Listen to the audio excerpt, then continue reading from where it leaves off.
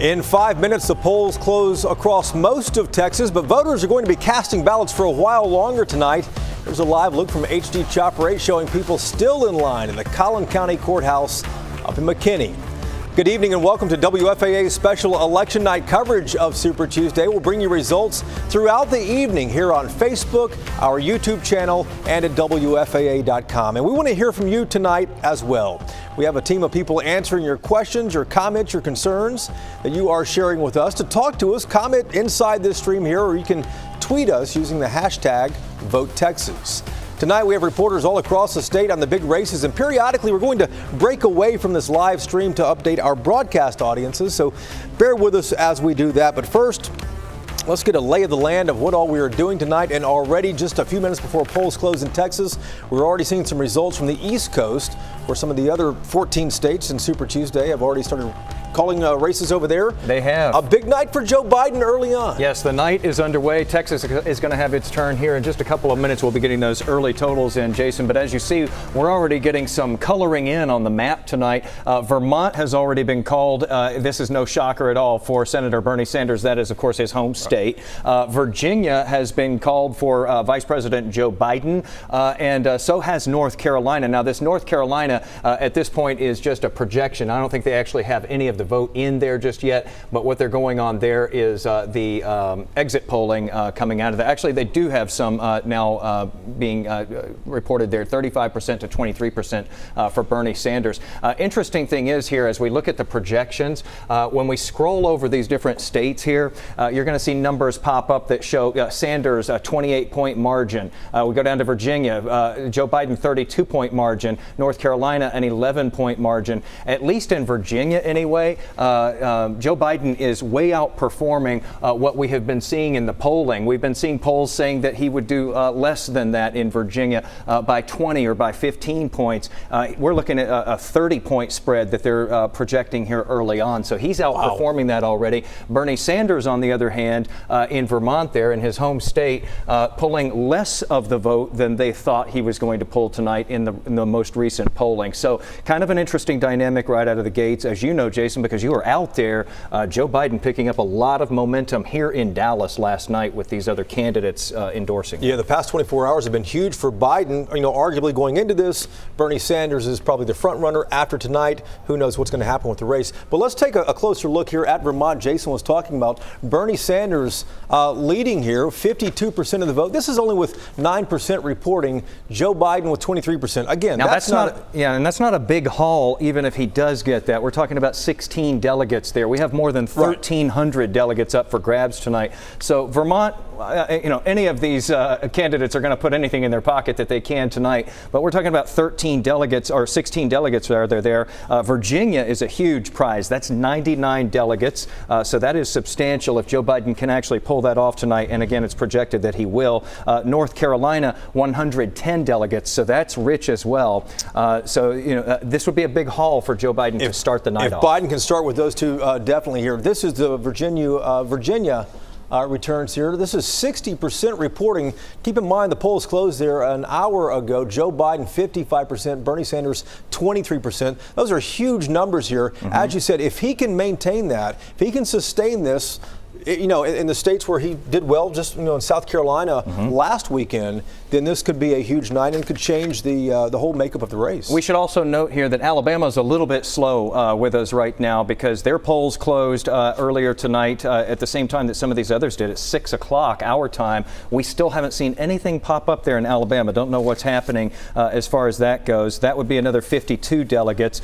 Joe Biden in the polling has shown a lot of strength there in the recent days. So we're going to see this sort of march across. Again, we're going to be getting these numbers, the early vote here in Texas in the next couple of minutes. That should start to populate, and we will be pulling that up through here and taking you county by county. We'll also be comparing how the numbers compare to years past, because we've had quite a turnout, especially in some of these large metro areas. And you talked about how the map was going to march across tonight. Keep in mind, too, Biden's doing well on the East Coast. A lot of people thought he might. He was polling well there.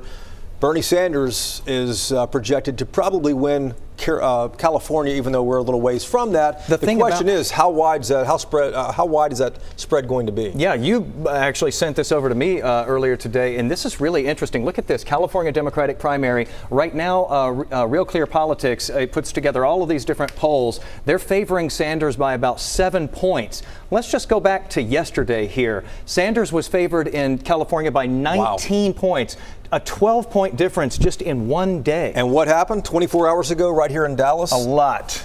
Democrats consolidated around Joe Biden. Let's go over here to the other part of our studio. We have experts from across North Texas here with us to help us digest and get some context and perspective on this. Right here, Bernadine Steptoe, the political producer at WFAA, Bud Kennedy from the Fort Worth Star-Telegram, Alana Rocha is from the Texas Tribune, our partners down in Austin, and Kimmy Lynn King is from UNT, helping us kind of make sense of this. It's 7:01 right now. Some results should be coming in, but let's talk about what we're seeing on the East Coast. And Kimmy Lynn, we'll start with you. You surprised at any of this? Actually, I think that one of the things to highlight is the fact that Biden is doing much better than most had anticipated, given the fact that he had not been traveling in Super Tuesday states until this last weekend. And so it's pretty clear that South Carolina seems to have given him a little bit of a bump.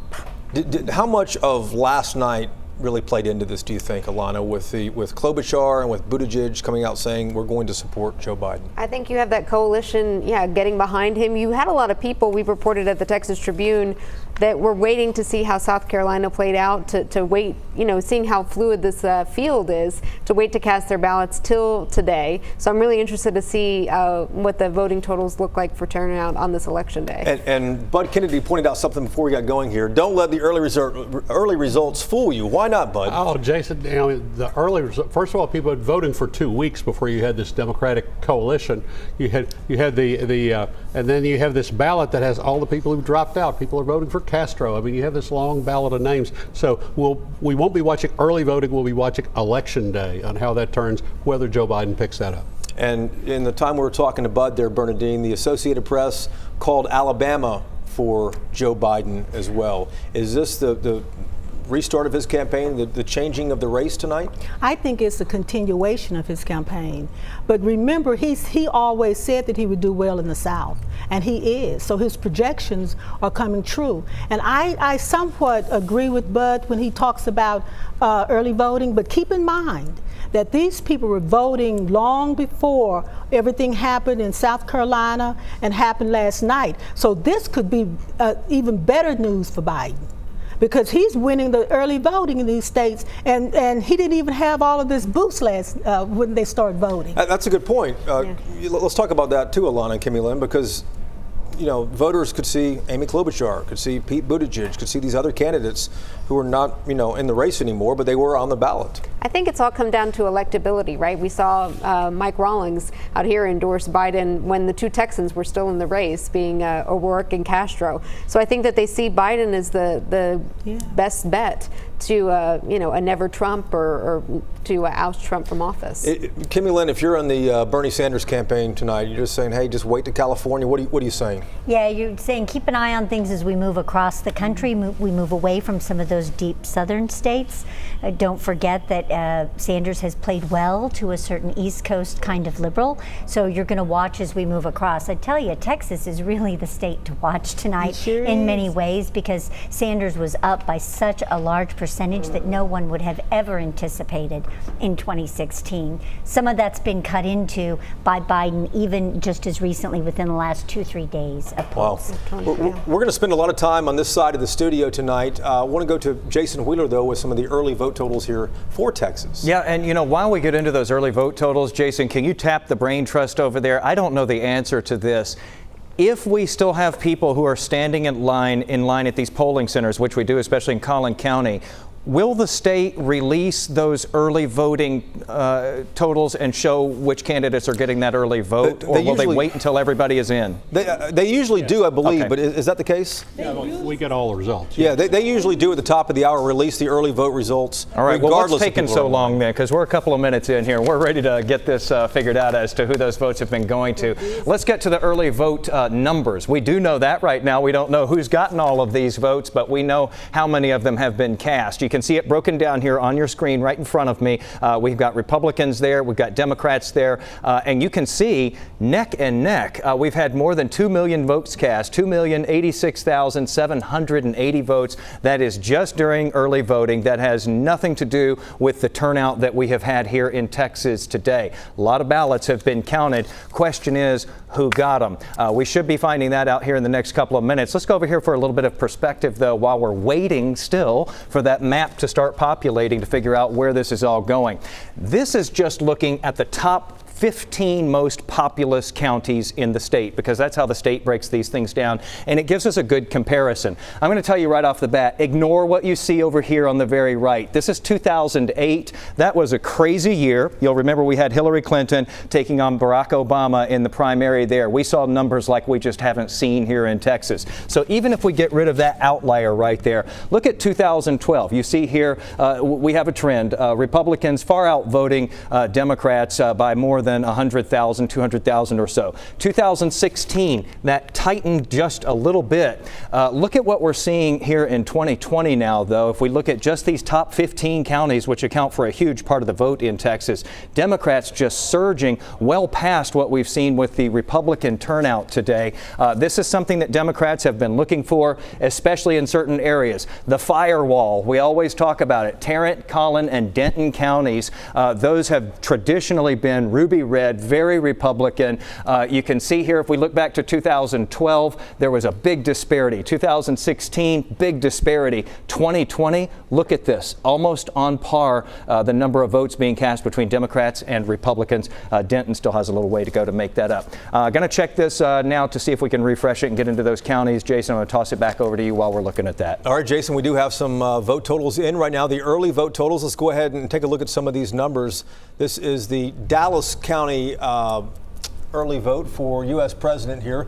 Joe Biden and Bernie Sanders. Kimmy, look at this, 27% to 25%. Of course, Dallas County, what is this, the last big blue county before Kansas City? Is that right, Bud? Yeah, the only blue county between Austin and Kansas City. Yeah, the only one here. Does that indicate how close this night might be? Yeah, it is certainly an indication. And remember, everybody's staked a lot on what those suburban voters are going to be doing, and it may be an indication that there's a little bit more of a fight over the soul, especially for the female white suburban voters that may be going a Bernie route. We'll see. The soul of the party, Bernadine? You surprised at those numbers for Dallas County? No, I'm not, because keep in mind, Sanders put in a lot of resources here, and Biden didn't. No. So Sanders is paying off, but I think it's too early to start talking about Dallas County. Yeah, here's Denton County, the early vote there. Bernie Sanders way ahead, 32% of the vote over Vice President Biden there. Bernie winning with the younger voters in Denton County. The Dallas County numbers almost mirror Houston. And really, we're talking about dividing up delegates. Really, Sanders and Biden, if they keep it at this rate, will get close to the same number of delegates. And but it's neck and neck. Biden just barely leads in Harris as well. Any of these numbers surprise you at all? You look at this? No, I mean, again, I don't think this tells the whole story given what we've seen. 48 hours, so I'm really going to be interested to see when today's results start coming in. Now, Nicole, if we can get the third or fourth name on there, I'm curious what Michael Bloomberg is doing too. He spent tens of millions of dollars in the state advertising. He was kind of polling at what, 10%, and that's kind of what we already saw him place in Virginia or North Carolina. He's 9%, I think. Yeah. Typically, he's in a solid range between 8 and 15%. 15 if he's lucky. If he's lucky. So this is Dallas County, and the early vote shows that some of that's paid off. He's absolutely 20% of the vote there, Bud. Look at this. Yeah, that's he's showing good numbers. Dallas. All that investment in television advertising, spending money on TV pays off, and he's showing that he needs to get some delegates. That's what he needs to do. Is he needs to come in under the big two and pick up some delegates. So does Elizabeth Warren. Does Bloomberg do that tonight in Texas? Yeah, he'll pick up some delegates in a couple of Senate districts. Bernadine? This early vote is very interesting because voters have been voting primarily since January, because you could do the mail-in voting. So this early voting is very, very interesting. And as they said, today's vote is the vote to watch.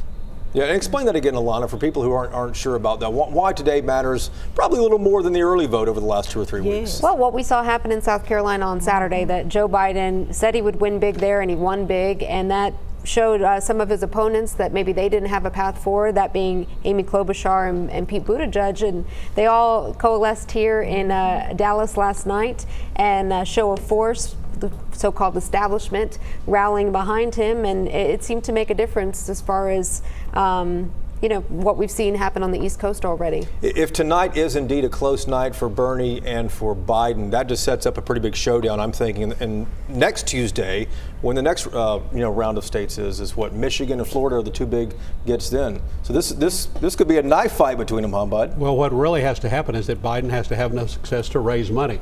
Bernie outraised Biden 3-1 in the month of February, $45 million to $15 million. Biden has to have enough success to get back in the fundraising game. Let's go to Harris County now. Alana talked about it a moment ago, or just showed me the Twitter feed. This is Houston, Harris County, the early vote down there.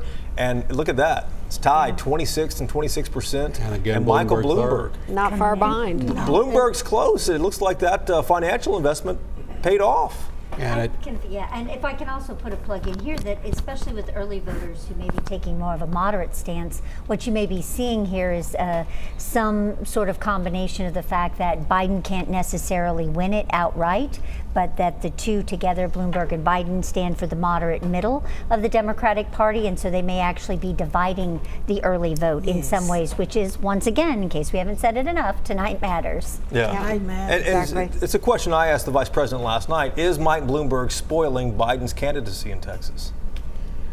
Well, if you look at the early voting, it looks like it, doesn't it? Yes, he absolutely is. But we also have to remember you have to count it in terms of per dollar that you're picking up your votes, and there's no doubt per dollar spent per voter. Per dollar, spent. Jason, we are. And so it's clearly been good for Biden in that this has been very cost effective. Bloomberg has had to pay for that quite a bit. You know who we're not talking about here is Elizabeth Warren, who's knocked down. She's running third in her home state.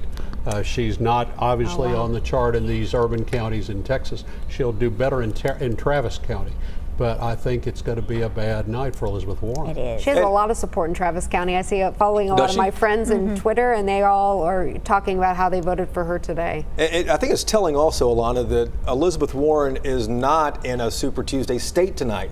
Right. Having a party, having any type of she's in Detroit, Michigan. Yeah, right. Michigan votes Tuesday. Next week. Right. Next week. So that's suggestive of kind of what she thinks that her campaign might go on. Absolutely, she sees a path forward, and she's not going to be, held down by tonight's finishings. And she says she's going to stay in until the convention.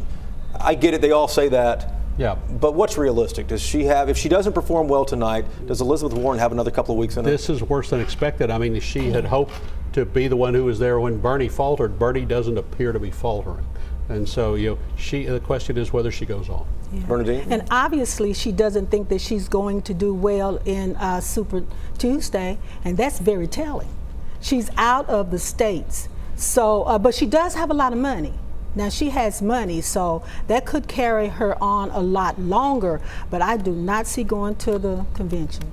I just don't see it. Or a path forward. I mean, Kimmy, is there a path forward really for her as long as Bernie is as strong as a progressive, which she is as well? So one of the things that you do is it depends on what happens on Super Tuesday, because the fact of the matter is, going back in time, you can look back at Gore and Kerry when they ran for Democratic nomination, and they did so well on Super Tuesday that all the rest of the candidates just pulled out. So it will depend. She may be jockeying for a position on the VP part of it, but that we will have to see how that plays itself out. Alana, you mentioned Travis County with Elizabeth Warren. Does she do well or poll well anywhere else in the state? You guys have done a lot of polls at the Texas Tribune. Yeah, I mean, I just know, that was kind of anecdotal. I'd have to look back at our polling, but I mean, she just resonates. She's held several events there, and she just seems to resonate with the people in Austin and greater Travis County. And I think Warren was the first Democratic presidential candidate, besides Castro and O'Rourke, of course, to have an office and to set up shop in this state. Several staff. So yes, several staff. She got here early, and she was hoping to do something, but as Bud points out, she's not actually on the result totals here. We have Collin County as well, which is just north of Dallas, of course. Plano, Frisco, McKinney. This is the presidential race there. Bernie Sanders. Look at this, Bernie Sanders. I would have thought that Joe Biden would do well among moderates up there. But what do you make of this? Bernie Sanders with 30% of the early vote in Collin County. You're looking at a younger populace there. The Republican voters are 2/3 senior citizens. Democrats are half senior citizens. But you're looking at a younger voter base there that's more of a Bernie voter. All the younger people, the under 30 voter is strongly for Sanders. And keep in mind that that county has just really organized among Democrats. The Democrats were almost invisible last election. So I'm like what Bud says, that's a younger voter. Again, we see another county with Mike Bloomberg at 18%. In third, yeah, that's what I was looking at more so. I mean, I think he's overperforming here. Compared to polls. But you think about it, like I do several morning lives on Thursdays, and I listen to the programming in between, and I hear his commercials running, right? But I mean, obviously, because his campaign's running them, they're all, rose-colored ads, and he was only challenged twice on the debate stage, and so a lot of people voted before they actually heard from him directly. I thought he would get one delegate somewhere in the state. It looks like he may get one delegate in every district and pick up maybe 20 delegates here. So while Biden is doing well in Virginia, he's doing well in North Carolina, he probably doesn't want to see Bloomberg doing too well, Alana, I would presume, he and his campaign. No, but especially in Texas. Right. Well, I mean, we're the more moderate measure, I think, this tonight, especially versus California. So, no, I mean, he's definitely cutting in, and if he walks away with a chunk of delegates, he might feel emboldened to stay in. We know he has the money. Yeah, he has the money. He can stay as long as he wants. He's even said that he's going to keep his staff on, even if he's not the nominee. To support the nominee. And he has quite a network built here. Yeah, he does indeed. Here's the Dallas County votes for U.S. President. This is the early vote again. These are some updated numbers, I believe. Joe Biden at 27%, Bernie Sanders at 25%. See, now, Bud, I would think that the younger voters would be here in Dallas County among Dallas County Democrats, but Biden is leading in this early vote. Well, what we're watching, of course, one of the things we're watching tonight is how we know Biden has a strong vote among the African-American based vote in the party. We're seeing who picks up the Latino vote. This may be Biden, beating Sanders, or the two splitting a Latino vote. But we're looking at who's strongest in core Dallas County. I mean, you've got an urban Democrat voter. As we continue this conversation here, I want to remind you guys about our social media listening team. We have a group of folks over here listening to your comments about us opining. I'm sure you have plenty to say about that. So occasionally they're sending us messages and sharing what you guys are saying. So keep that coming in the Facebook comments, the Facebook streams. Hey, Eric, let me check in with you. You talked to us a moment ago. What are you hearing right now? So we're monitoring a text line. We want to remind all of our viewers that you can text us at 214-977-6028. We're going to be monitoring those live and get you the answers as soon as we can. But there's one thing that we're seeing over and over again from all over the Metroplex, and that is, why are there more voting machines set aside for Republican voters than for Democrats? The situation is some voters are surprised when they arrive that they're split up into separate lines. And that, of course, is because there are separate ballots for, separate parties. Then they are surprised again when they learn that there are more machines set aside for the Republican voters than for the Democratic voters. And, hopefully some of our experts here can shed some light on that. Yeah, explain that, Bud, because we talked about it a moment ago. People may not realize that the parties physically run the primaries. The parties run election day in the primaries. I think everybody had one line, same ballot for early voting. You just clicked on which party you were voting. But then you actually have to sort yourselves out for election day. The parties control it, the parties make decisions. I can't speak for all the counties. I know that in Tarrant County, they allotted machines based on past vote. Tarrant County's been a very red county. And so going into today, there were 1,800 Republican machines and 1,000 Democrat machines. Almost 2-to-1 Republican machines for Democrat. Some polling places, there were 20 Republican machines and only 2 Democratic machines. You have a Democratic presidential primary drawing a heavy heavy Democratic turnout. You had early voting in Tarrant County where the Democrats led early voting, and yet there are all these Republican machines. So Democrats are frustrated because of the lack of machines and decisions that were made based on past primary performance. And the decisions were made by the parties themselves. Decisions are made by the decision for how many machines to allot was made by Tarrant County, because they only have so many machines. Right, based on the past performances. But then it was approved by the two parties. The two parties say, okay, we'll agree on this, we'll agree on this. Well, and I want to just pause just for a second. Nicole, if you can bring up, if you guys can in the control room, we want to update folks on District 12, the statewide numbers for Congressional District 12, which is Kay Granger and Chris Putnam. And also if you can give us some numbers for 32 as well, the Republican race for Congressional District 32. Bernadine, I interrupted you a moment ago. No, I'm more interested in District 12.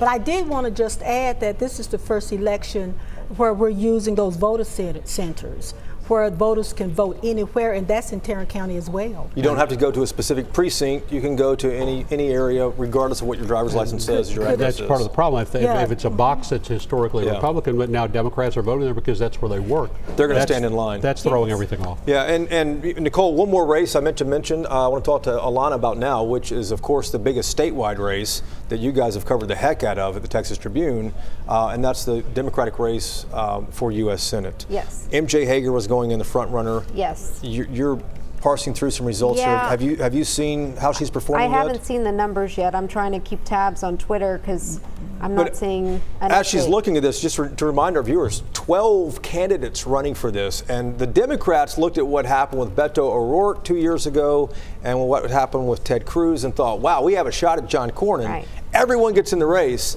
And so that's what's being parsed out tonight. With 12 people in, no doubt there's going to be a runoff. Right. The question is which two make the runoff. Yeah, we are expecting MJ Hagar. She went into this as a front runner. She's out fundraised her opponents. She has somewhat of name ID. They all are struggling on that front. But yeah, really the question is if the projections ring true that she'll go in the runoff, and then who's the number two? Could be Senator Royce West from your area up here, or Cristina Cincin Ramirez, who's garnered some big name endorsements. And this is where is this statewide? That's got to be Dallas. This is statewide. This is statewide. This is Dallas or statewide? Because these. No, it can't. It wouldn't be.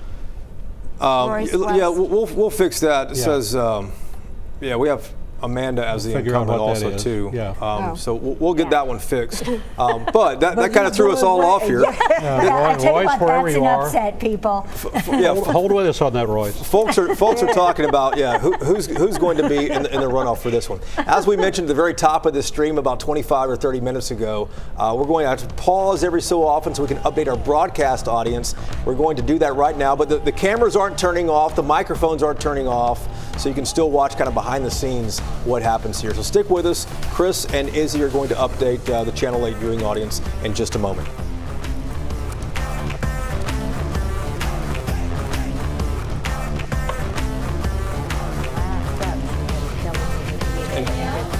And just a reminder too, it had Amanda as the incumbent. Something was off. Is it 17? It's 17. That one scared me. Wow. Yeah, there was no reference as to where. That was Dallas.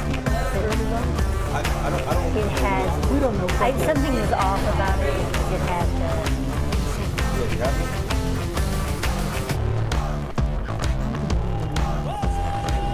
Jason.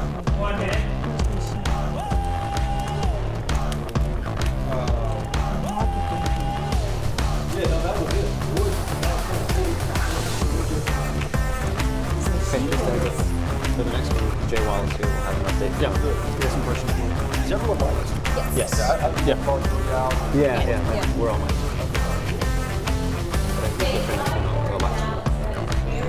Yeah, that's Dallas, guys. That's Dallas. It's still crushing us. Graphic. I'm on what, Mike? Oh, I'm on Facebook. Because it's going to change when we go statewide. We all knew he'd win Dallas County. I'm on Zipwhip. And I both on.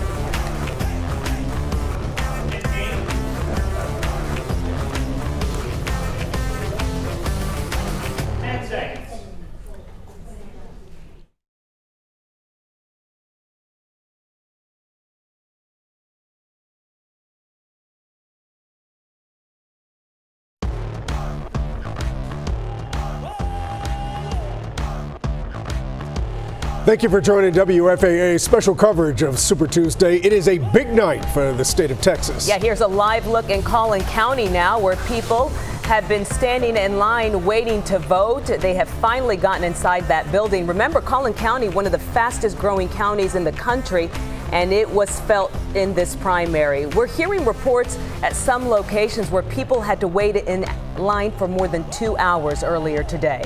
Good evening, I'm Cynthia Aguirre. And I'm Chris Lawrence. Look, it is still very early in the night, but we are starting to get some initial results from the Democratic presidential race right here in Texas. Yeah, let's take a look. Turnout was a huge factor here. 228 delegates up for grabs.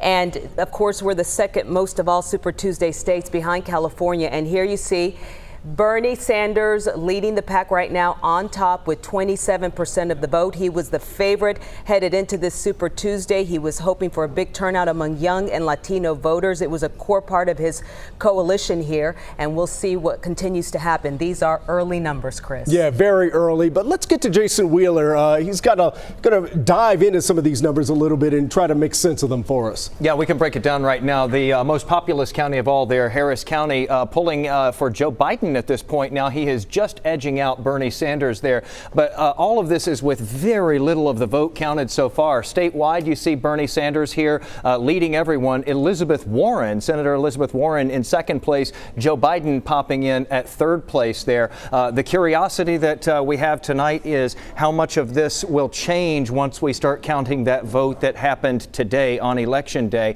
because of course that early vote has a lot of candidates in there who are not even in the running anymore, and you can see that they are racking up votes here. Pete Buttigieg, 29,000 votes. His campaign has been suspended. Amy Klobuchar, 15,000 votes. Hers has been suspended as well. As far as the big population centers go, we're seeing in Collin County and Denton County that Bernie Sanders is leading in both of those places. Right now, the only one where Elizabeth Warren is in the lead is in Travis County there in the capital with Austin. That is it from the big map over here, Chris and Izzy. All right, Jason. And in the Democratic primary for U.S. Senate, this race could be headed to a runoff. Yeah, the only question is which two candidates will compete. Right now, Royce West is in the lead in Dallas County. Let's check in with Damon Fernandez. Hey there, Chris. I'm standing by for Royce West's watch night party, and I saw him a few moments ago. He told me that he is feeling very good and very optimistic about his chances in this Democratic primary. You know, he spent the day traveling across North Texas, hitting polling sites, especially across Dallas and Fort Worth. He told me that he is feeling victorious tonight, especially about his chances at making a runoff. You know, this is a very crowded election, but again, he and his supporters say, don't sleep on them tonight. They feel very optimistic. And we'll be waiting and watching to see exactly what happens tonight. He's in a room not too far from where I'm standing. They're getting ready to watch those election night results come in. He says that he may make a statement, especially after those El Paso polls close. All right, Damon Fernandez live in Dallas, where there is a long list of Democrats vying to unseat Republican incumbent John Cornyn. Let's head down to Austin now. Teresa Woodard is standing by with the MJ Hagar cam. Teresa? Cynthia, you heard what Damon was saying about Royce West spending the day out at polling places. MJ Hagar had a very different day. She actually spent it with her family, spent most of her day with her two young boys. She did make a couple of calls, I'm told, but she's really been spending the day gearing up for tonight. Based on recent polls, she is far ahead in this race, but of course the question will be, who will she face in a runoff? That seems to be the likely scenario. Hagar has not made it to the watch party here yet, but we're expecting to see her in the next few hours as results start to come in. Back to you. Teresa, that is the latest from our WFAA studio. We will continue our special coverage of Super Tuesday online on our WFAA Facebook page. And for those of you watching on television, of course, we're going to send it back to ABC News special coverage. We'll see you back here in half an hour.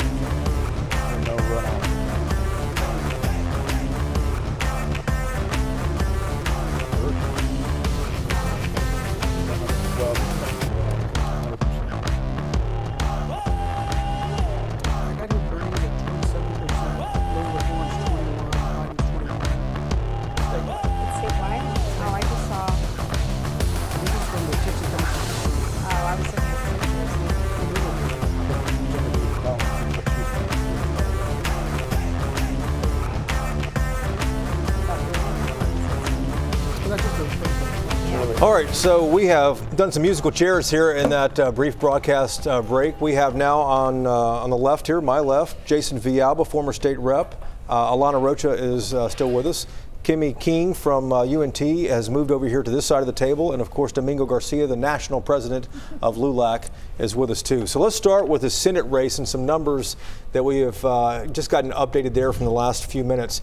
This is going to change a lot. This is Dallas County, from what we understand. Royce West, of course, he's been representing Dallas in the state legislature for years. No surprise he's ahead. You know what surprises me, Domingo, we'll start with you, is that he hasn't been on TV. MJ Hagar has been on TV.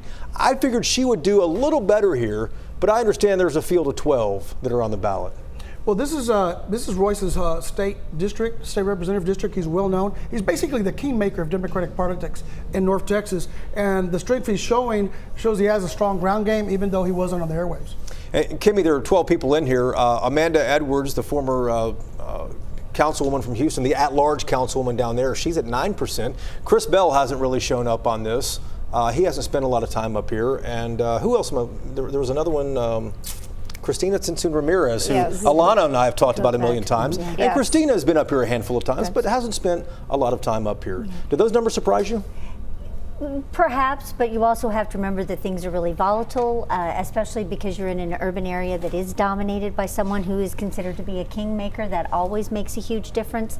But I think one of the things that's striking and that you're seeing here is that it's not necessarily money buys the votes. It really can depend on what kind of name recognition people have.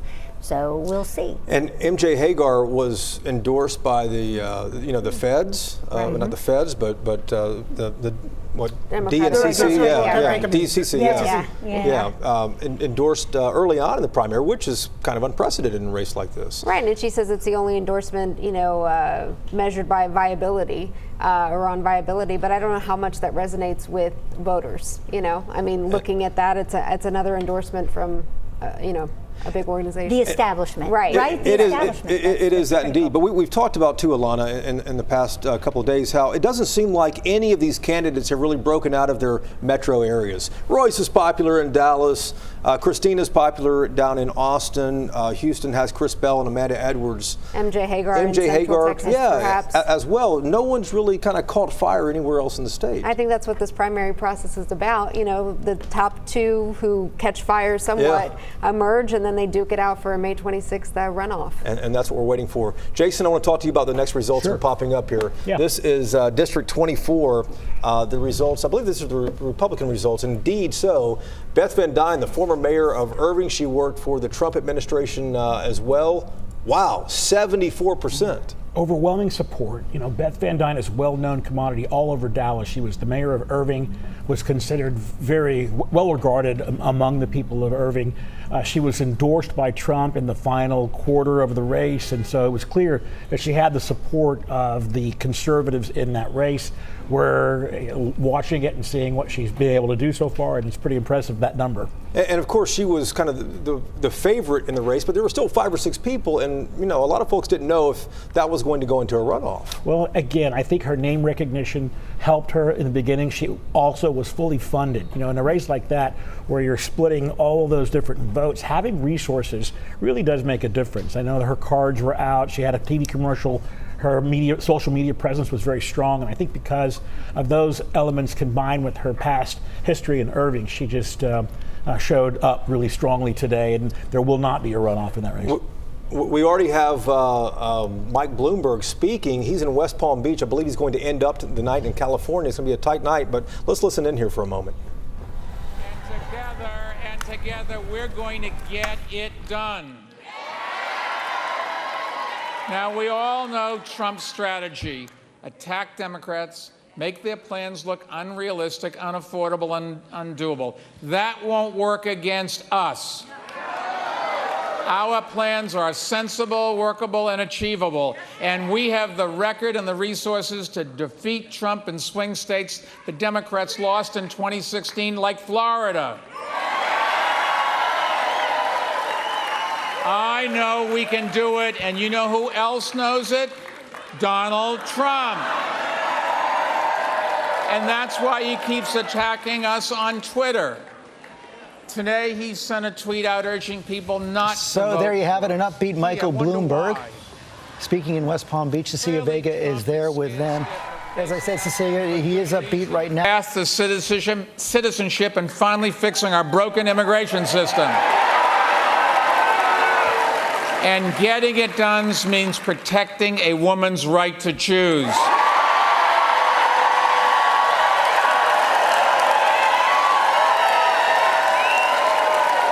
Our campaign is a fight for America's ideals and values. It's a fight to build a better future for everyone, not to bring back a past that left so many out. It's a fight we cannot afford to lose. So I need your help and I need your vote. And when you talk to your friends and families, thank you, just tell them. If you want quality health insurance for everyone, not just empty promises, if you want to combat inequality with fairer taxes and better jobs, if you support my commitment to public education, no matter what zip code you live in,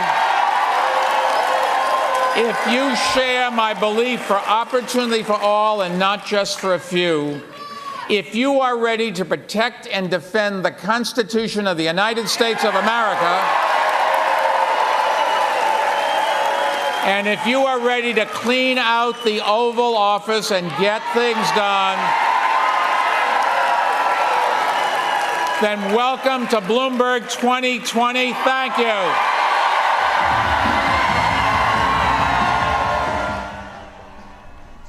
Domingo, let's start with you on this.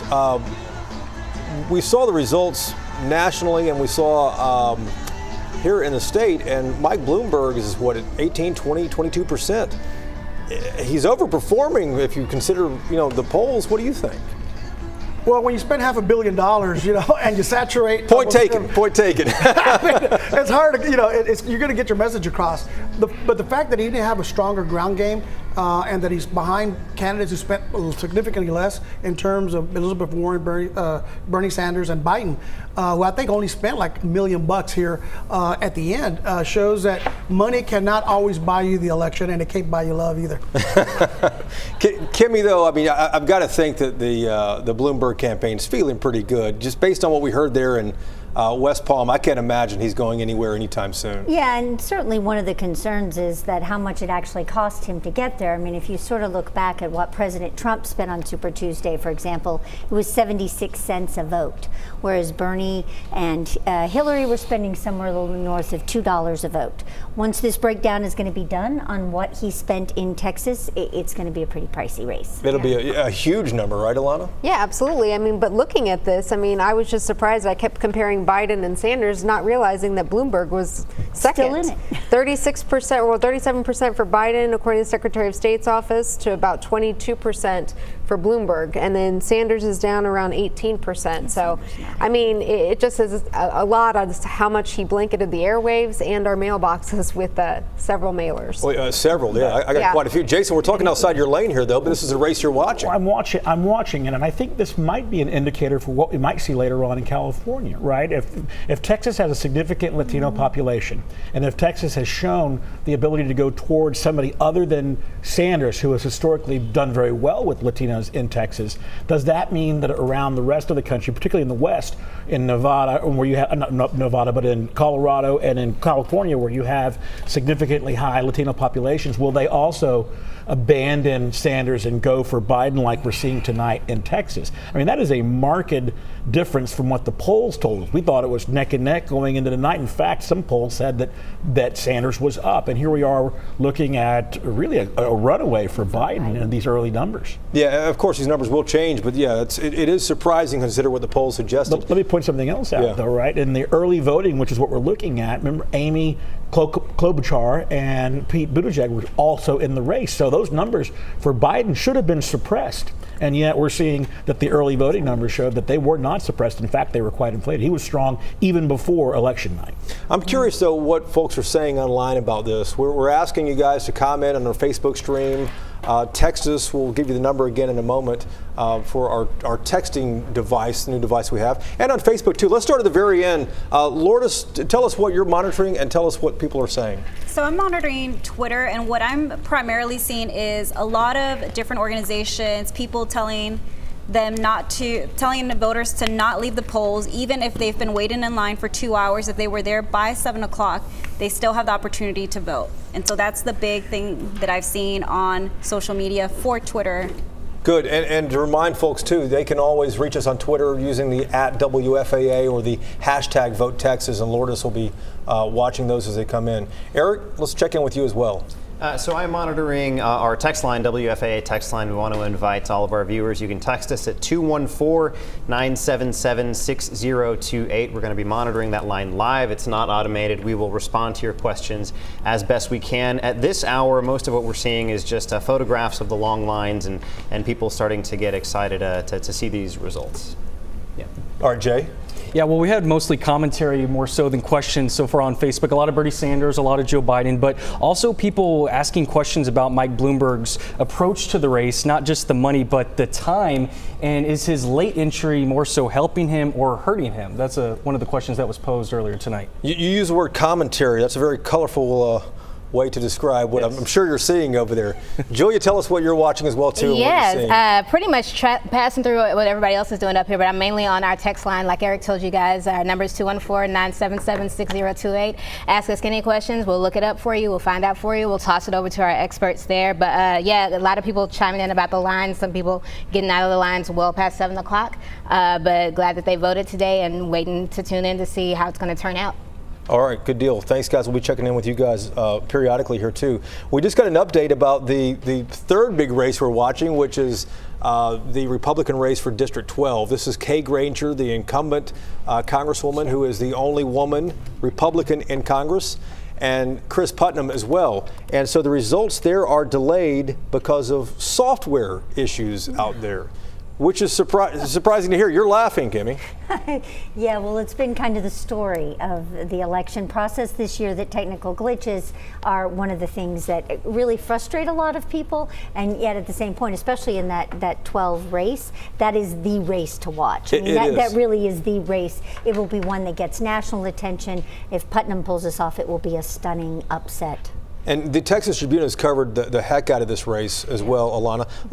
Talk about what's at stake here, because Kay Granger, the incumbent, longtime incumbent, even has President Trump's endorsement. Yep. Yet Chris Putnam, who is a former councilman from Colleyville, is running a heck of a campaign against her. Yeah, and he questions her loyalty to Trump. Of course, she has a lot of clout there in D.C., sits on the Powerful Appropriations Committee, and I think it's just a weighing of ideological purity versus congressional clout, and I think that's what a lot of people are looking at there. That's what we looked at in covering it. It's a similar situation down in Laredo with Henry Cuellar, who's in a contested primary as well. And Jason, I want you to chime in on that. You know something about this topic. Remember that in Tarrant County, you're going to have a different tenor from the voter, right? They're going to be more conservative, more focused on the principled principles that you might find from a Trumpian style voter. So even though Trump might have blessed Granger in this race, it's clear that the people believe, at least the conservatives that are driving this electorate, believe that he is the true conservative in the race, if you will, and I think that's what's driving some of these numbers. Yeah, we've seen a lot of grassroots support behind him. Of course, Kay Granger has a lot of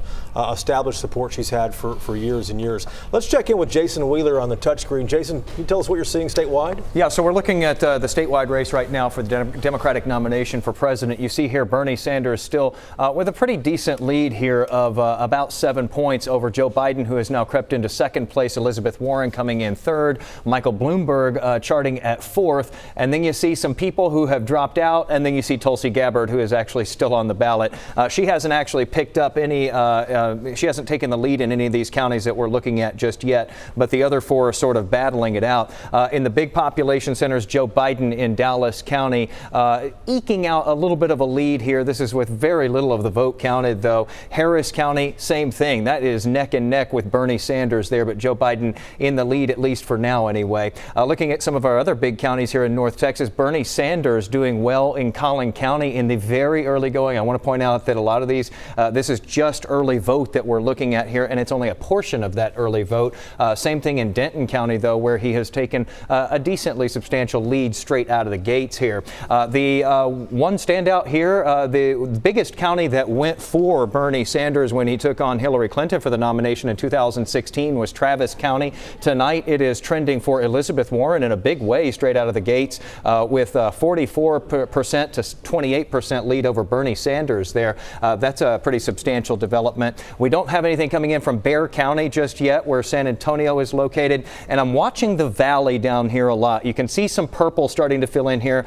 Bernie Sanders doing very well in Webb County, also doing well in Jim Hogg County, and they're at the very tip of the state in Cameron County. Michael Bloomberg has taken the lead in one county that we've been able to see so far. That is Hidalgo County. One of the reasons that I'm watching the valley so closely, as well as just the border area here, is this right here. Look at some of these numbers. All of these represent different counties there. This was their voter turnout, the percentage of voter turnout in the early voting.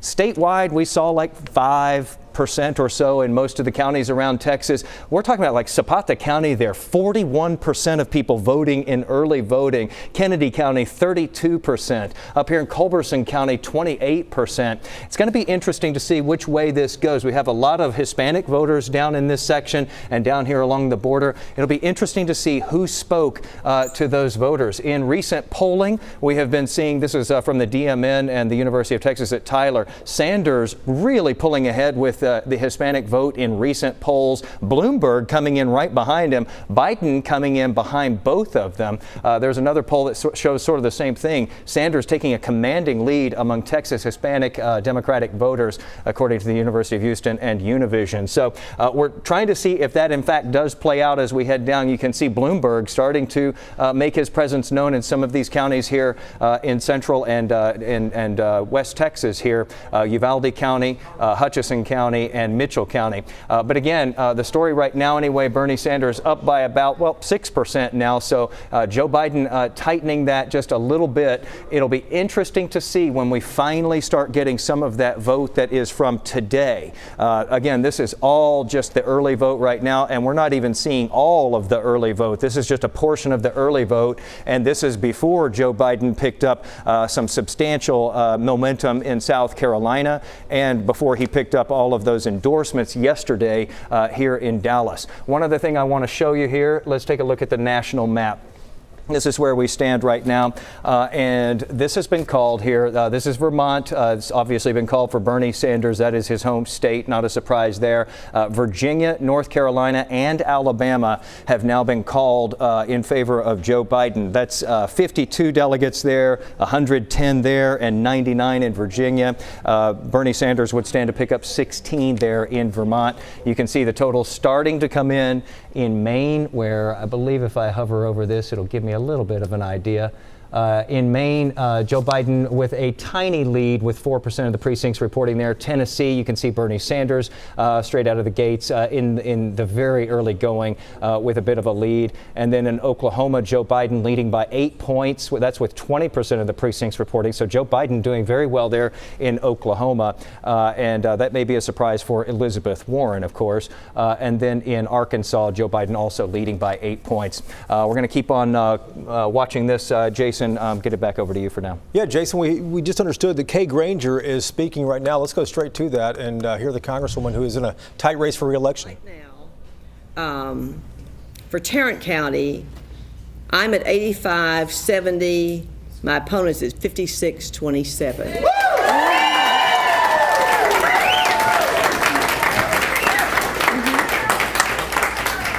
Parker County is a part of my district, very important part of my district, and a part that I have felt very close to, and so I've been concerned about what's been happening there. Right now, I'm at 77-64. My opponent's at 57-82. So this will go on, but I just want to tell you, all of you, thank you so much for your support.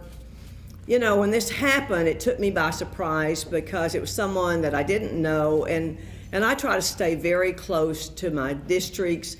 I think you know that, you know, my job is in D.C., but the first plane out, literally, we have a vote. The first plane out, my car is headed to the airport, and I'm home to Fort Worth, Texas, in my district at the the very first flight out, and I will always be there. You know, you should never doubt that I don't know who elected me and who I owe my first responsibility. My first responsibility is the people who elected me. And the way I always put it, and I know I've got staff here and they feel the same way, when you make a vote and you say, I'm going to vote for Kay, I've asked for the job. And so we owe to you every day the very best we can do. And all of my staff knows that. We're there and say, these are the people, and I always say it this way, they gave me a job and they put their confidence in me, and so they owe my best from me. But the other thing that's most important is really keeping up with what's going on. And I do go back and forth, you know, each week. But the things that are important to you, like health care, I pay attention to it all the time. The first chief of staff that I had, his name was Ken Melman, and he wasn't a Texan. He was from very northeast part of the country, but he said, I've heard about Fort Worth. I said, well, let me tell you, buddy, you get rid of those shoes. You have to be able to at least have a pair of boots, and you have to wear Brooks Brothers something else. And I said, but they'll give you a chance, but you have to understand. And he did. In fact, so much that I said, okay, you're talking so slow now that I can't even keep up with what you're saying. But that's what you deserve, and that's what I've done the entire time I'm in Congress. I have now a responsibility that it's really it's a big responsibility. It's a big change. When I was in my second term, the biggest position you can have is appropriations. We figure out how to fund the government. And so, for instance, my opponent this time would say, well, she votes to spend this money. Well, yeah, I write the bills, you know, so you do. Thank you. All right, Kay Granger essentially claiming victory early. Jason Villalba, let's start with you. She had to win that, but we haven't seen a lot of Kay in a long time. This is, again, I think a testament to some of her strength among conservatives. I thought that it was going to be the other way around in Tarrant County, but it sounds like Tarrant County, she turned it around, and that Trump endorsement, I do think, probably was the difference maker in that race. And in the rural counties, he obviously did better, but she really put it together in Tarrant County where it mattered most. Kimmy, briefly, I want you to hit on this real quick. Yeah, so one of the things that's interesting about Tarrant County, and at least Granger's district, is that only 40% is in Tarrant, so you really have to expand beyond that. I think one of the things about the national election that we're keeping an eye on for president is in Texas, many of the rural counties are the ones that have chimed in. Wow, yeah, it's a fascinating race. We're going to pause here just for another moment to update our broadcast audience. We're back in a moment with Domingo Garcia from LULAC, Kimmy King from UNT, Alana Rocha from the Texas Tribune, Jason Villalba, our social media team, and Jason Wheeler on touchscreen as well, too. Cameras aren't turning off, the mics aren't turning off, so stick with us for a few minutes as we update our broadcast audience. Thank you. The mic's still on. What'd you say? I didn't hear you. Oh, well. He's an incumbent early commissioner. I'm free and clear. Now I will keep an eye on you, and I'm heading over to KRLD. Let me give you my card. I'm going to give you my card. Yep. I will.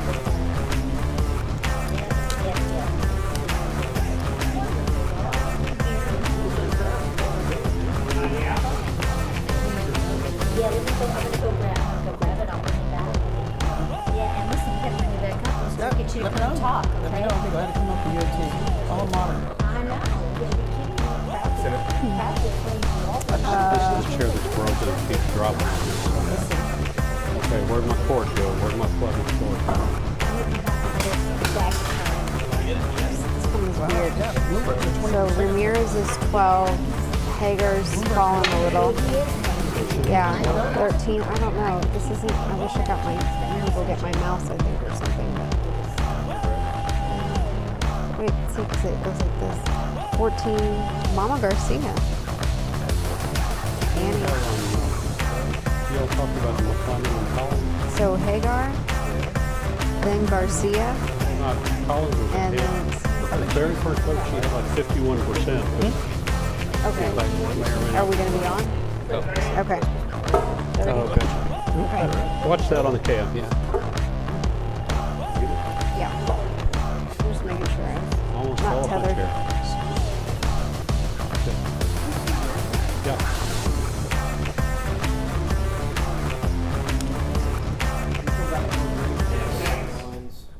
Okay.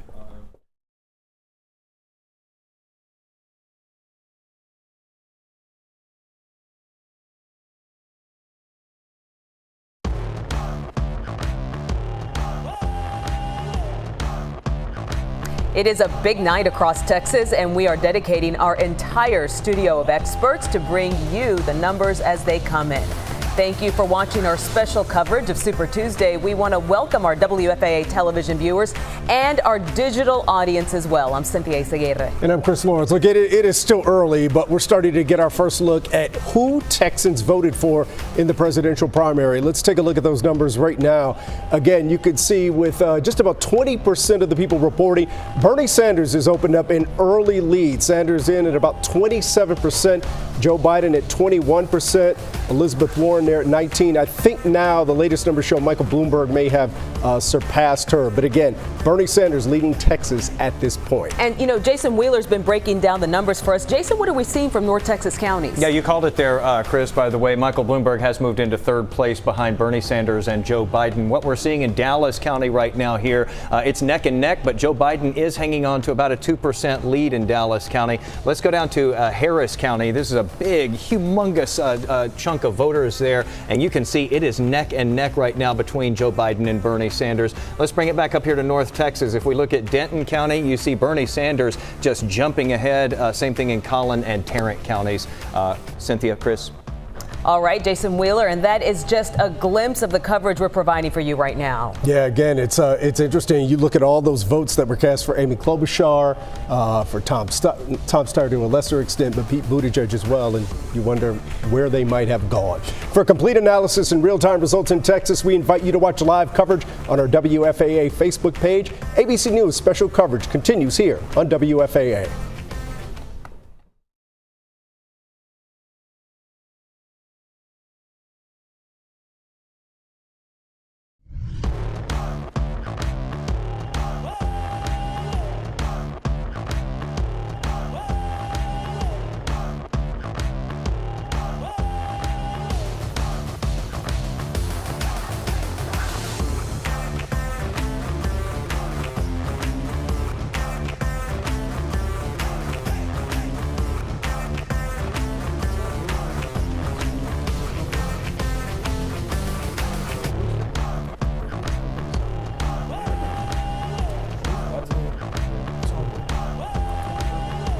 What are you referencing, or where are you?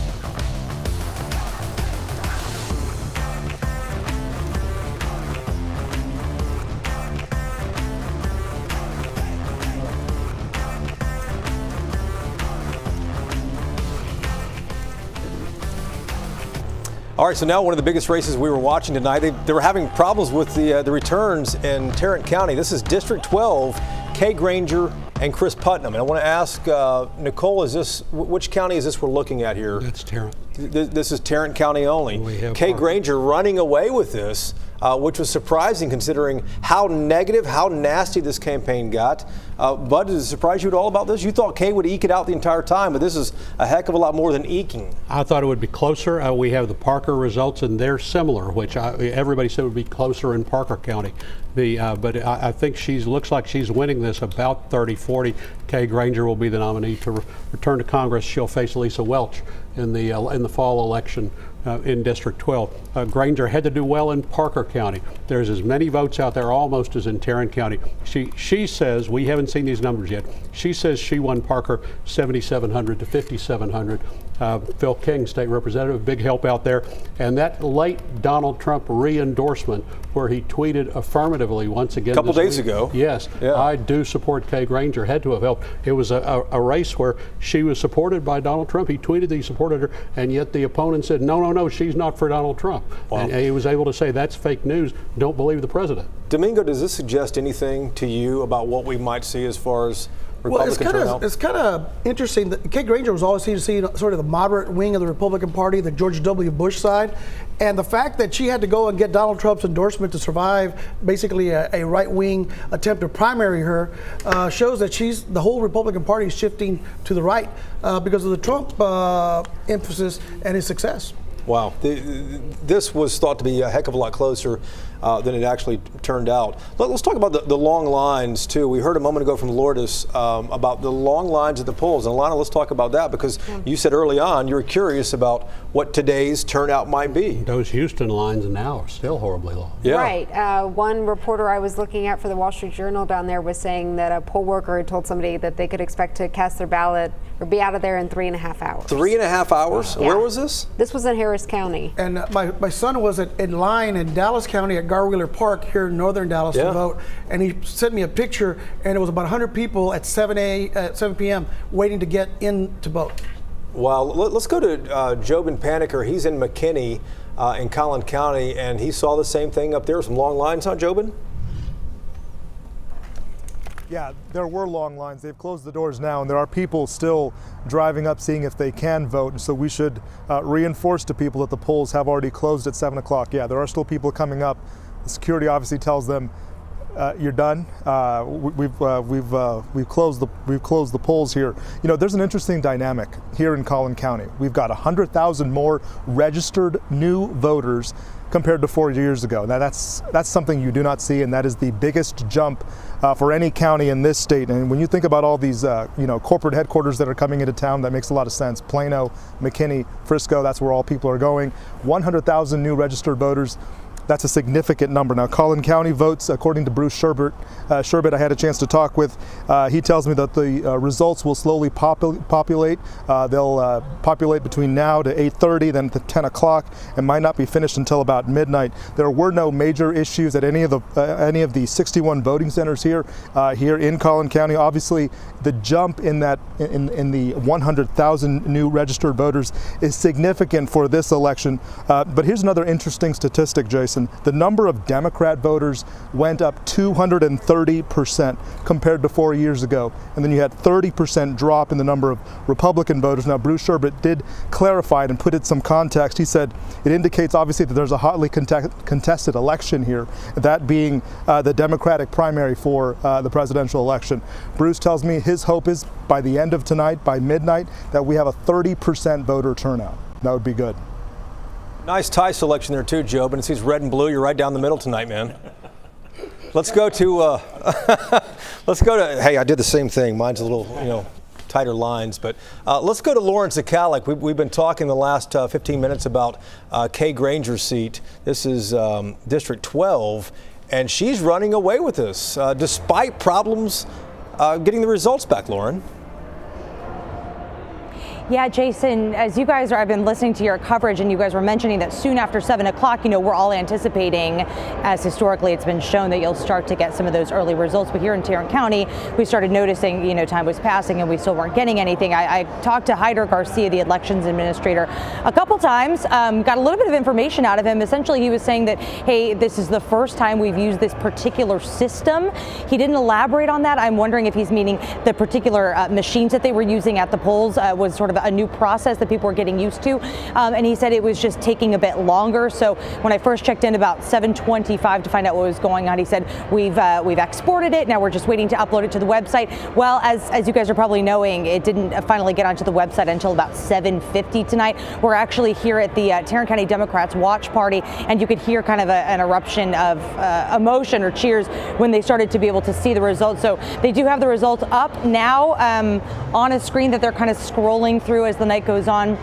As you know, we've got just a handful of high-profile Democrats in the primaries. So we've got a bunch of different parties around the county, but this is the one where they kind of are just gathering to discuss what's going on with, both the presidential and some of the local races. So in any case, I'm sure we're going to learn more about what exactly happened with the delay in getting some of those results in Tarrant County. But it looked like, I think around probably 6:30 or so, we started to see the day of voters overtake the early voters. So we do know that people were showing up today, and so we'll stay on top of it and see what else pops up. Guys, back to you. All right, Lauren, thank you. One of the high-profile races Lauren was talking about, of course, is the District 12 race with Kay Granger. We just heard from Kay Granger a few moments ago. Kay Granger is not the one who's necessarily in front of the cameras all the time. I think most folks on this panel know. But she was speaking to reporters a moment ago in Tarrant County. Marie Saavedra is there right now. Marie? Hi, Jason. Yeah, as Lauren was talking about the wait for those results, the room here at the Kay Granger watch party was actually pretty calm, which we were looking at as sort of a sign as to how she was feeling about this race. As you were talking about earlier, it was possible that this could have been a close one, yet there seemed to be a feeling of confidence throughout this whole day for the Congresswoman's campaign. You heard her thanking her supporters as she was starting to get numbers in. We've got numbers from Parker County, seeing some reports on Tarrant County's website as well, all giving her a very comfortable lead against Chris Putnam. He turned this race into, basically, if you boiled it all down, how conservative do you need to be to represent District 12? Who is more conservative in this case? President Trump's endorsement of Kay Granger came in December via tweet. That seemed to certainly mean something. But where Chris Putnam really tried to work on Congresswoman Granger was the fact that she, in his mind, had not supported through financial decisions the border wall, or had made other decisions about increasing raises for lawmakers themselves. But thus far, as we're seeing in these numbers, that did not seem to rattle the name recognition, the ties that Kay Granger has to this community, to District 12, which she could possibly serve in this 13th term with her win, if that comes true tonight as we continue to watch these numbers roll in. But it was a very interesting day in this community. You saw a lot of people at the polls that we were at, in Tarrant County specifically. We spent the day in Fort Worth with a lot of enthusiasm. We met Chris Putnam at 1. He was meeting voters. We asked what Kay Granger did today. She also was speaking to voters, but she also, we're told, was spending time working with people in Washington there about a package involving response to coronavirus. So clearly work on Capitol Hill still being done as this election goes forward. We'll see how the vibe in the room is throughout the rest of the night as more numbers come in. Jason? Sit here real quick. Marie, thanks a lot for that. We have some updated results from El Paso as well. Let's take a look at the presidential results. This is El Paso County, obviously one of the largest counties, most populated counties in the state. Bernie Sanders winning big out there, 36% of the vote. This is the early vote, of course, but Michael Bloomberg, 25%, and Joe Biden, 17%. It's what we talked about for the last hour or so here. It's, Bloomberg's been on the airwaves all across the state. No surprise here. I can't even get anyone to look up at me here because they're like, yeah, he has been on the air I'm for weeks. I'm looking at it, and I know these are numbers we don't have on the screen, but I'm looking at a smaller county, Parker, around here. Parker's actually a three-way race between Sanders, Biden, and Bloomberg. They're all running 22, 23%. Bloomberg's television has been very effective. We're about an hour or so into the results being released here in the state of Texas. Let's kind of reset on the panel. Jason Villalba is one of our experts. He's a former state legislator. Alana Rocha is with the Texas Tribune. She's with us all night talking about the results. Bud Kennedy from the Star Telegram spending some time on Twitter there. And Domingo Garcia, the national president of LULAC, is with us. Glad to have him here, too. So we're an hour in. Jason, let's start with you. Biggest surprise of the night? Well, the biggest surprise of the night, it looks like that Sanders is going to pull away in Texas. I thought it would be closer than this. We saw early on in the evening that it was neck and neck. In fact, the early numbers showed us that Biden was actually up. But as the night goes on, as urban counties come in, like El Paso, we're seeing a real strength from Sanders, and I think that speaks to his power or his strength among Latinos in Texas. I mean, he is getting about 60% of Latinos in Texas, and I think that's driving these numbers all across the state. I mean, the sleeping giant is certainly awake. And at least in this race, it looks like they're focusing on Sanders. I know Domingo want to talk about that. Alana, the Texas Tribune has reporters all over the place. Biggest surprise, and thank you to the Trib also for putting Alana on loan to us. Tell us the biggest surprise you think tonight. Well, I mean, we're still watching the numbers roll in, and I'm still waiting to see, Travis County, for instance. Like I told you anecdotally earlier, I had several people on my Twitter feed saying that they pledging their allegiance to Elizabeth Warren, who, wasn't one of the two that have been talked about a lot in the last 24 or 48 hours. And so I'm waiting to see how that, comes in and if that skews the numbers. But watching these numbers kind of shift back and forth between Biden, Bloomberg, and Sanders has been interesting. And again, Bloomberg's spending and timing of his spending seems to be effective given the amount of people that vote early and him blanketing the airwaves and our mailboxes. That's probably one of the headlines tomorrow. Bud, what do you think? Last hour, what are you surprised about? I think obviously the Bloomberg emergence. I think just the numbers, the shift of the state results with Bernie, running a few points ahead of Biden. Like we said, though, the early results were going to favor the whole field, and the later results would favor Joe Biden. So let's see how it goes from here. Domingo? Just like we saw the African-American vote kind of be a firewall for Biden down in South Carolina, North Carolina, and Virginia, I think Bernie's firewall is the Latino vote. We saw that in Nevada. We're seeing it in Texas where Bernie is winning in El Paso and in South Texas. And if he pulls out Texas, which I believe he will, it's going to be because of the Latino vote. And the African-American vote is not sufficiently large like it is in the southern states to help Biden out, although it's still early to call, and we'll see what happens in Harris and Dallas County. Biggest surprise, Elizabeth Warren, 11%. No delegates for Elizabeth Warren. That's a great point. One race that has been called an easy race to call, of course, is John Cornyn. He is speaking right now. I believe he is in Houston. Let's listen in.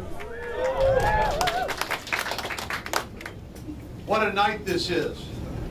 I'm so happy to share this moment with my wife, Sandy, of my wife of 40 years, and our daughter, Haley, who's here with us tonight.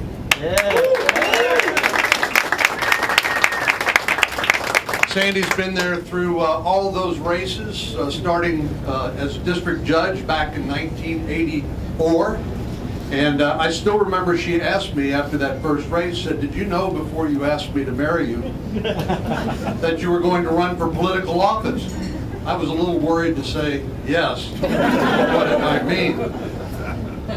But I want to thank all of my supporters across Texas for nominating me to be your United States Senate candidate for the Republican Party in 2020.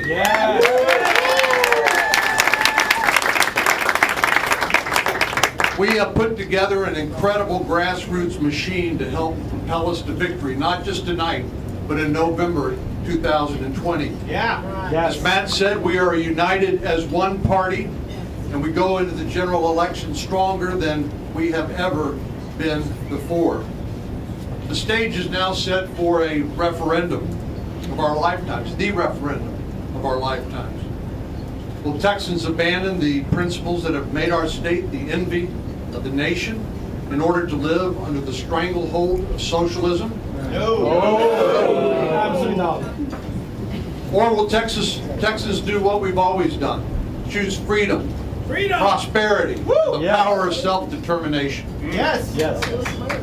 Now, with those choices before us, it seems to me that this election is not just a race between political parties, but rather a race for who we are as a state and who we are as a nation. I'm so honored to serve in the Senate seat that was first held by the great Sam Houston. Sam Houston, who, mind you, actually knew a thing or two about revolutions. You can teach Bernie a thing or two. Sam Houston knew what was good for Texas was good for America, and I think that's still true today. Texans are entrepreneurs. Texans are cowboys, wildcatters, and astronauts. Texans are also working parents, students, teachers, and immigrants. And whatever hat we wear, we often find that Cornyn easily winning the nomination again for his seat.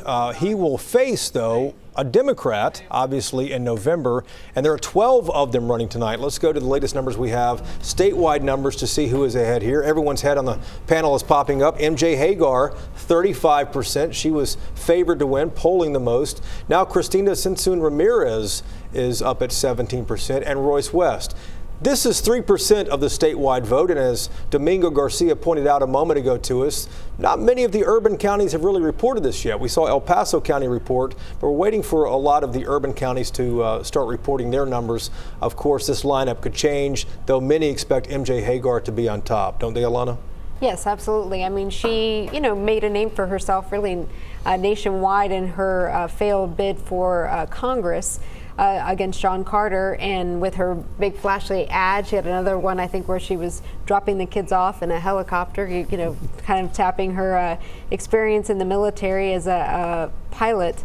But yeah, so she's made a name for herself, and again, like you said, though, they're kind of all names in different sectors of the state. Yeah, and scattered out. Right, seeing who can cross over, if you will. So the polls just closed about 15 minutes ago in Colorado. Joe Biden is projected to win in Oklahoma. And of course, President Trump, everyone knew this was going to happen. And Texas is a Republican nominee for president here. Let's check in with Jason Wheeler on the touchscreen to get a better idea what's happening county by county. Yeah, we've been looking at this Senate race among the Democrats to take on John Cornyn. You were just talking about how MJ Hagar in the lead here, 100,000 votes so far to Cristina Ramirez, 47,000. So quite a distance put between them there. An interesting thing, even here in parts of North Texas, Collin County, MJ Hagar just jumping out there in front of the pack. Same thing in Denton County. This is an area where Senator Royce West has tremendous name recognition, and yet you're seeing a very strong showing from MJ Hagar there. Also down in the capital in Travis County, MJ Hagar taking a commanding lead there as well. Two big question marks on that one, of course. The county of Dallas County, where we're expecting to see quite a return there in favor of Royce West, and he has been counting very strongly on the African-American vote that would come from Harris County. Neither one of those reporting any numbers at this point, so some of that will start to fill in here in the next little bit. Let's bring you up to date as to what we're looking at presidential-wise here for the Democrats in the state. Harris County, we've still got Joe Biden in the lead. That one's been close all night long. We still have 0% of the precincts reporting there, so that's just early vote that we're talking about. Same thing in Dallas County. It is razor thin there, but Joe Biden in the lead for now anyway. But you see that statewide, Bernie Sanders jumping out there. He is about 6 points ahead of Joe Biden, who's bringing it in at second. Michael Bloomberg trailing behind in third place at this point. Want to just kind of put something on your radar here that we're watching tonight as well. No one talks about Jefferson County. It's right down there in the corner of the state. I'm watching that closely tonight because that is the only county in the entire state of Texas that is what is known as a pivot county. It went for Obama in 08, Obama in 12, and then switched over to Trump in 16. We had 206 of those counties across the country. This is the only one in Texas. Democrats are watching to see who can pull off those pivot counties, who can swing those voters back, who seems to energize those voters. Right now, they are very much in Joe Biden's camp in Jefferson County tonight. We'll kind of break that down a little bit more and look at that from a broader perspective a little bit later on. Jason? Fine. All right, Jason, thanks a lot. You know, as we're taking a look at this, we're talking about some of the different candidates and how they're doing tonight. And Domingo and Bud point out this is a big night for Mike Bloomberg. We're talking about how he overperformed from what the polls were showing, that he was running at 10 or 11%. But at the end of the day, he is going to walk away with delegates. The fact of the matter is, Bloomberg gets 15%. He meets that threshold. And right now, and the threshold is to collect delegates. Delegates, and that's by state senate district in Texas. Right. So if he's at 20% right now statewide in little rural counties, it's possible he can wind up with 30, 40 delegates coming out of Texas. And then I don't know how he's doing in some of the other states. Plus, he won American Samoa. So he got 4 delegates. I didn't realize they were part of Super Tuesday. And if we get a brokered convention, if Bernie or neither Bernie nor Biden have a majority, Bloomberg can be the decision maker in that situation. Well, they looked at Bloomberg's television strategy. They said, why are you spending so much money in Amarillo and San Angelo and places where there are no Democrats? Well, there may be no Democrats, but if you get 15%, you still get delegates. So he doesn't have to have many votes in rural Texas to pick up a big chunk of delegates, and that's what's happening. And if he walks away with delegates, just to update our viewers, that makes him, as you mentioned, if this goes to a brokered convention, which hasn't happened since 1952, that would make him a key player and where to. And a possible vice presidential candidate. And what? Yeah. A possible vice presidential candidate. I think you heard it here first. What do you guys think about that, huh? I think we have to tap the brakes a little bit on the Bloomberg momentum. I mean, what we're seeing here is a result of the fact that a week ago, Biden was not doing as well. And so people were looking for the alternative. Bloomberg was the natural alternative for them. All the other moderate Democrats are now out. So they obviously went that direction. They split their vote between Joe and Bloomberg. And so I think in those situations, now going forward, that everyone's out except for Joe and Bloomberg head to head, I think we're going to see a different result than we might be seeing tonight. But Alana and Jason pointed out as well too that Bloomberg has won, that Biden has won 6 states tonight. He's still doing well. Oh yeah, no, for sure, and it all comes down to the math, right? So I mean, if he does well enough in the states, not only winning them, winning them, of course, helps him fundraise and get on the airwaves in the future states and hopefully secure more wins. And that's an issue Bloomberg doesn't have to worry about is the fundraising. He just writes a check or slides his visa and takes care of those airwaves. And I think the other story is Elizabeth Warren, and right now is running 11% in Texas. If she doesn't hit 50%, that means she gets no delegates out of Texas. And I don't see her staying, past Super Tuesday. And in her home state of Massachusetts as well, she's not performing well there either. She's running 3rd there. This has got to be disappointing night overall for everyone who supported Elizabeth Warren. But she was late opening offices here. She was late getting with her campaign. All right, guys, we're going to come back here in just a moment. We're going to pause again, as we've been doing throughout the night, to update our broadcast audience. Chris and Cynthia are walking into the studio now to do an update for folks who are watching on TV. And we'll be back here in just a couple of minutes with some more context, perspective, and digest kind of what we're seeing in all these results. It is still showing Royce in the second behind Hagar. Really? And it looks like Collin is there. Yes. So Sheena said I can go after this cut. Yeah, it keeps going down. All right. Was it all right? Hey, how are you? Oh, yeah. Thanks. Okay.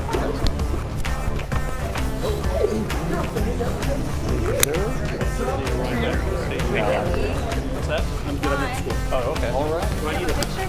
Validate. Yeah, we'll take care of that in a second. Right. You're actually. Wait. Hey, Matt. They're back. She's over here. Oh, okay. All right. Okay. Sorry. You can stay. Okay. Well, I was going. I didn't mean to chase you away. You wanted to be here where you could swap me. I'd never do that. Probably on the side. Look that way. Okay. Just put it on there. Well, it had to come down. I'm looking. Let me see. I'm just trying to price that out. Okay. Whatever you're comfortable with. Okay.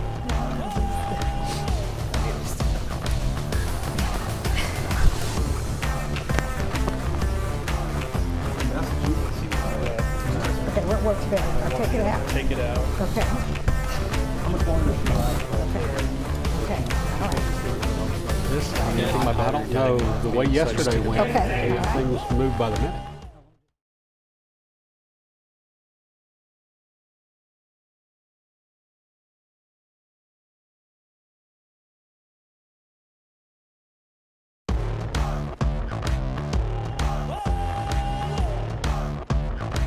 Thank you for joining WFAA special coverage of Super Tuesday. It is a big night here for the state of Texas. I'm Chris Lawrence. And I'm Cynthia Izaguirre. More numbers in tonight, and we're looking at how you voted right here in Texas. In the Democratic primary for president, Bernie Sanders is ahead here in Texas. We want to take a live picture of him. There you see, with 29% of the vote, Joe Biden right behind him with 23%, and Michael Bloomberg in third place. Now to that live picture in Vermont, where Bernie Sanders is expected to come out and speak to his supporters at any moment.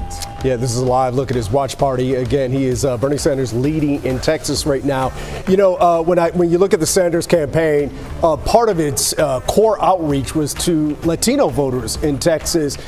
Based on the numbers tonight, Jason, have they delivered for him? Some of the early stuff coming in does suggest that, Chris, and you're right. A lot of people were wondering who is going to speak to the Latino voters, and Sanders' campaign has been trying to do that. Here is a recent poll from Univision and U of H. Sanders with 42% preference among Hispanic Democratic voters compared to 18% for Biden.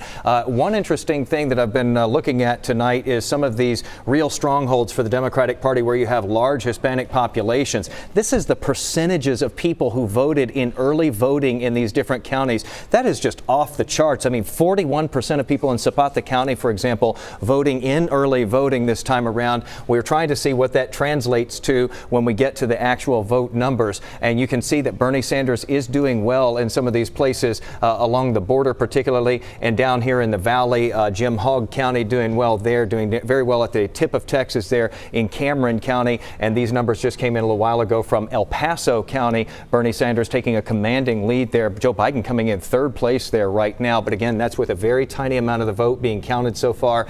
And that is not reflective of what we saw last night with their local man there, Beto O'Rourke, endorsing Joe Biden. So we'll see if that starts to change as we get into the vote from today. Chris and Izzy. All right, Wheeler, and in the Democratic primary for U.S. Senate, long list of Democrats are trying to unseat Republican incumbent John Cornyn. Yeah, Alex Rozier is live in Austin with Senator Cornyn's campaign.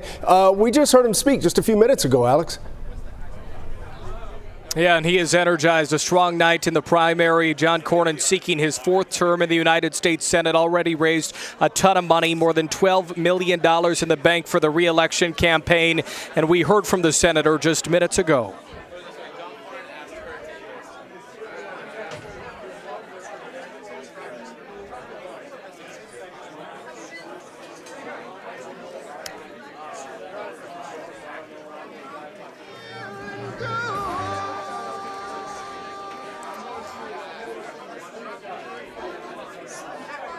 The senator at the Travis County Republican Watch Party tonight. He is now moving on to the general election. He's very hopeful, saying that he wants Republicans to win in November from the White House to the courthouse. We'll have more from Austin coming up at 10 o'clock. Guys. All right, our Alex Rozier live in Austin, and that is the latest from our WFAA studio. We will continue our special coverage of Super Tuesday online at WFAA.com and our WFAA social media pages. Before we let you go, though, we want to talk about a couple of other races that we are following right now in several congressional districts. Congressional District the 32nd, 24th, and Congressional District number 12, where Kay Granger is doing quite well tonight in Texas. Yeah, I mean, we've talked a lot about the Democrats tonight, but the Republicans had a very heated primary on their side as well. Kay Granger, been in Congress now for 24 years, never had a Republican challenger until now, when Chris Putnam got into a very personal and bitter fight with Granger. He says he's best positioned to sort of carry President Trump's legacy here in North Texas. Kay Granger says, well, I got the president himself to endorse me. We invite you to continue following us on our WFAA digital network. And for those of you watching on television, we'll send it back to ABC News. We'll see you back here in half an hour.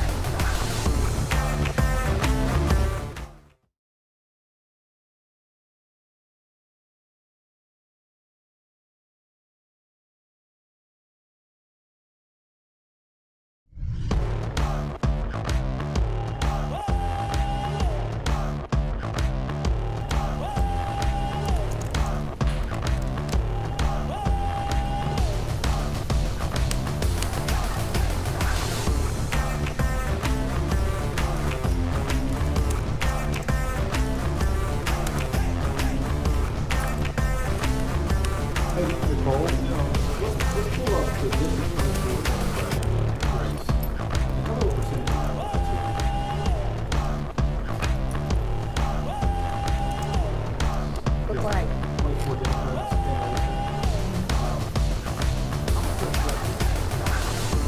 Like quite a bit of it.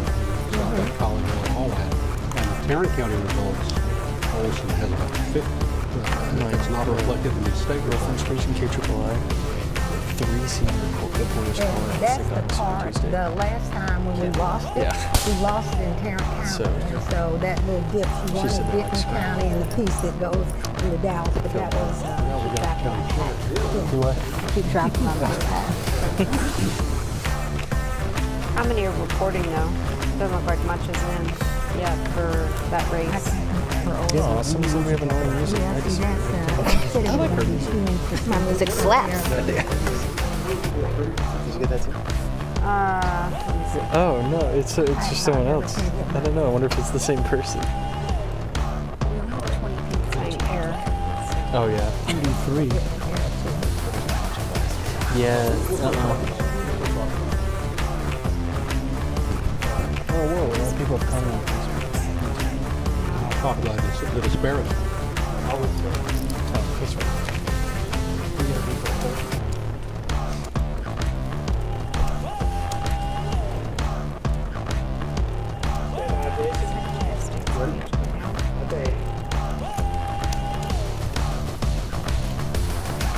All right, back now for our special election night coverage of Super Tuesday 2020. We've reset our expert panel once again. We'd like to bring in a lot of folks to talk about what we're seeing tonight. Vinny Manchillo is a principal at Glass House Strategies. He's been on our programs many times. Of course, Bud Kennedy is still in his chair. Alana Rocha is still in her chair. Bud's is Fort Worth Star-Telegram. Alana is with the Texas Tribune. She's up here from Austin with us. And Deborah Peoples, the county chairwoman for the Democratic Party in Tarrant County. You made the drive over here to the other side of the Metroplex. Thank you for that.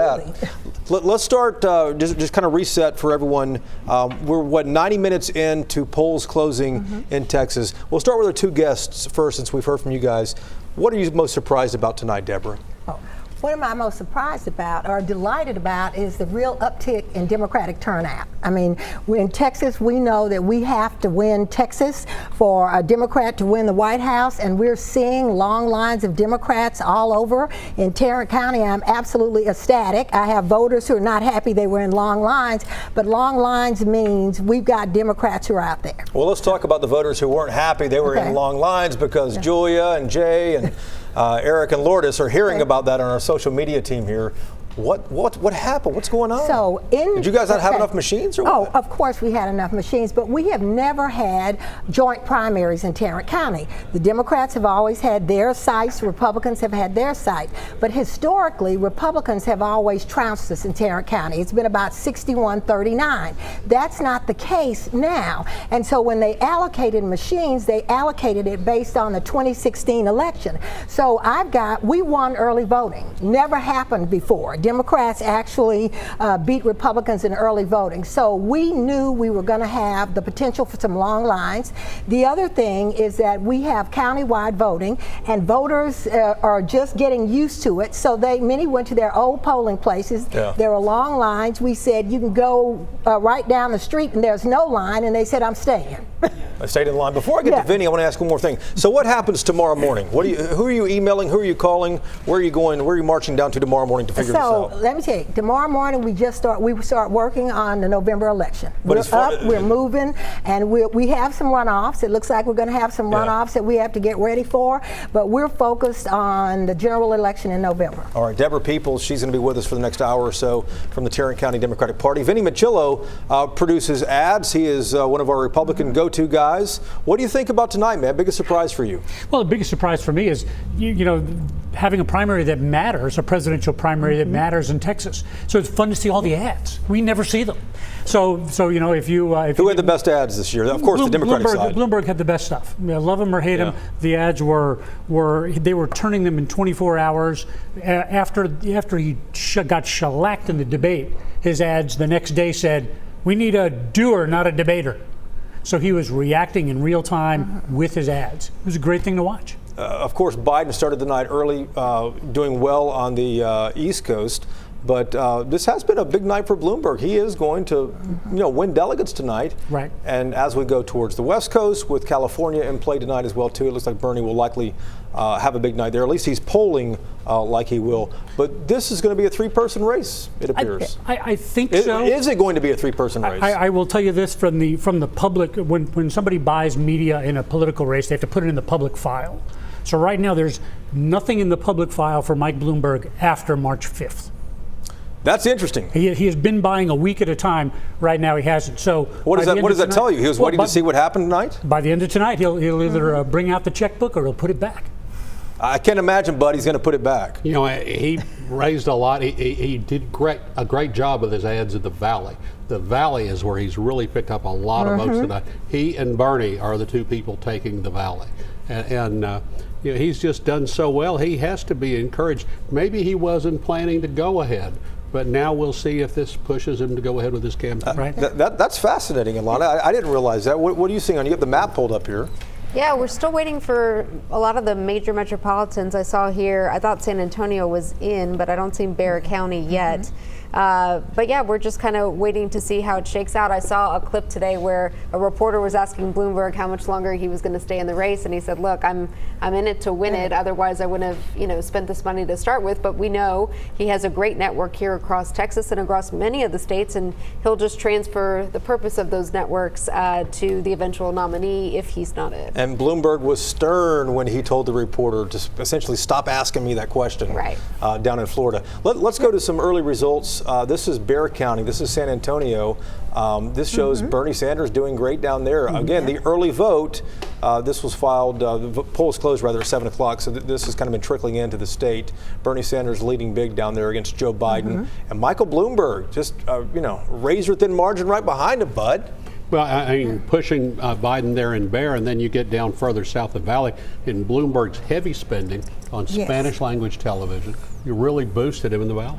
And that's what I was going to say. Even among African Americans, you'd be surprised. Even with Bloomberg's record, his ads were catchy. When he ran the ad with President Obama, there was all this people saying that President Obama had endorsed him. So he picked up African American votes. Didn't that cause confusion, though? I heard a lot of people saying, "Well, did Obama really endorse?" Which we know Obama did not endorse in this race. But the ad looked that way. Yeah, the ad looked that way, and for enough people, it was convincing enough to feel like he did. And go ahead, Bud. I was going to say, Jason, last election, the Republicans became fascinated with this idea of, well, Trump, he's a rich man. He must be smart. The Democrats are just as susceptible to that idea. Absolutely. But they're also, but they all were trying to kind of frame the ads that Obama had endorsed them. Elizabeth Warren was running one with favorable language towards her in the voice of Obama. He came in last. Bloomberg got out there first, and he ran that ad hard and heavy. And by the time that Warren came out with hers, and even Obama came out with one for Biden, the die was already cast. I want to ask about Warren, too, because she has not been performing that well tonight in any Super Tuesday state, in her home state of Massachusetts, as Bud pointed out. And she knew that going in because she's not in a Super Tuesday state tonight. She's in Detroit, Michigan, where she's having an event. Were you going to say something, Vinny, about Warren or about the Bloomberg? I was going to say about Bloomberg. He's kind of played it a little fast and loose with some of the claims. He's done so many ads. He stepped over the line a couple times. He sort of claimed that That's why we're here. He was there after. He was there after 9/11 and rebuilt New York. Yeah. Very clever with the language, but a lot of people misconstrued it. So nobody made a big deal out of that when he wasn't doing as well. But now that he's pushing everybody, people are going to be fact checking those ads a little closer. We're going back and rewinding the ads. Exactly.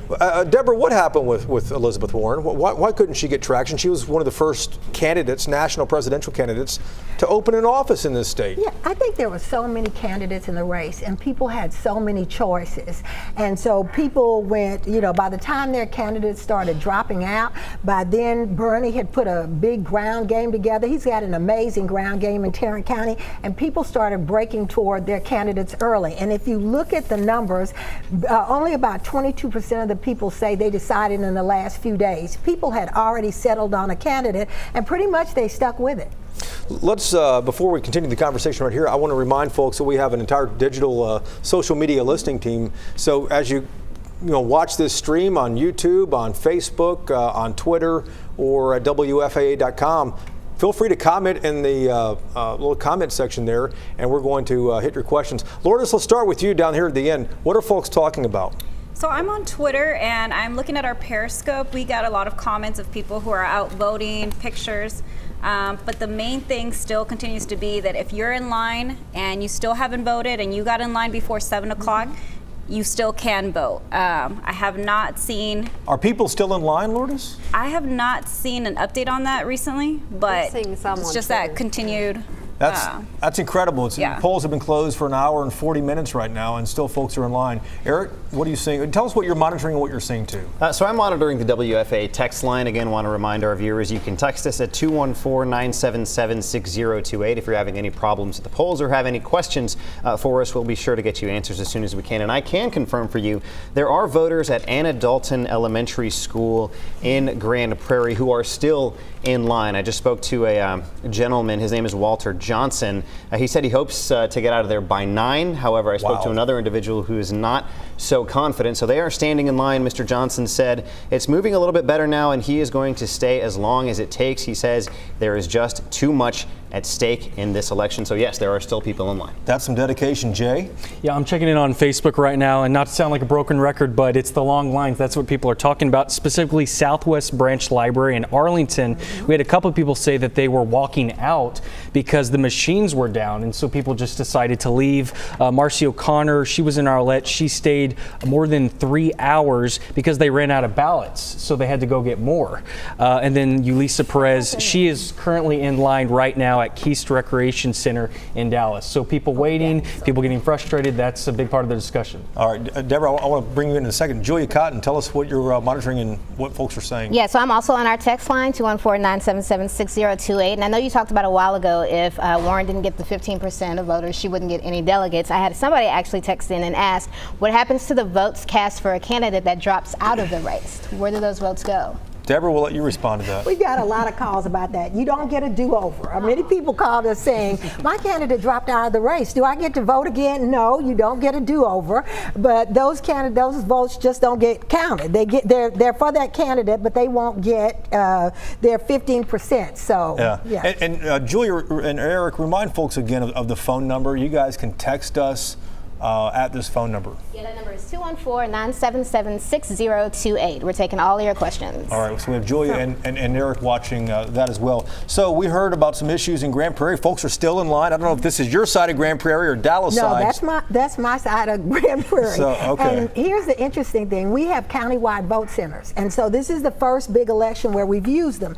And we tried to tell people they could vote anywhere in the county. But what we saw is how people do old habits. They went to their voting location, and even when we told them you can go right down the street and there's no line, people said, I'm staying. Well, then now when you get to 7 o'clock, if people hadn't moved, then they're stuck because they couldn't go to another location. You had to be in line by 7.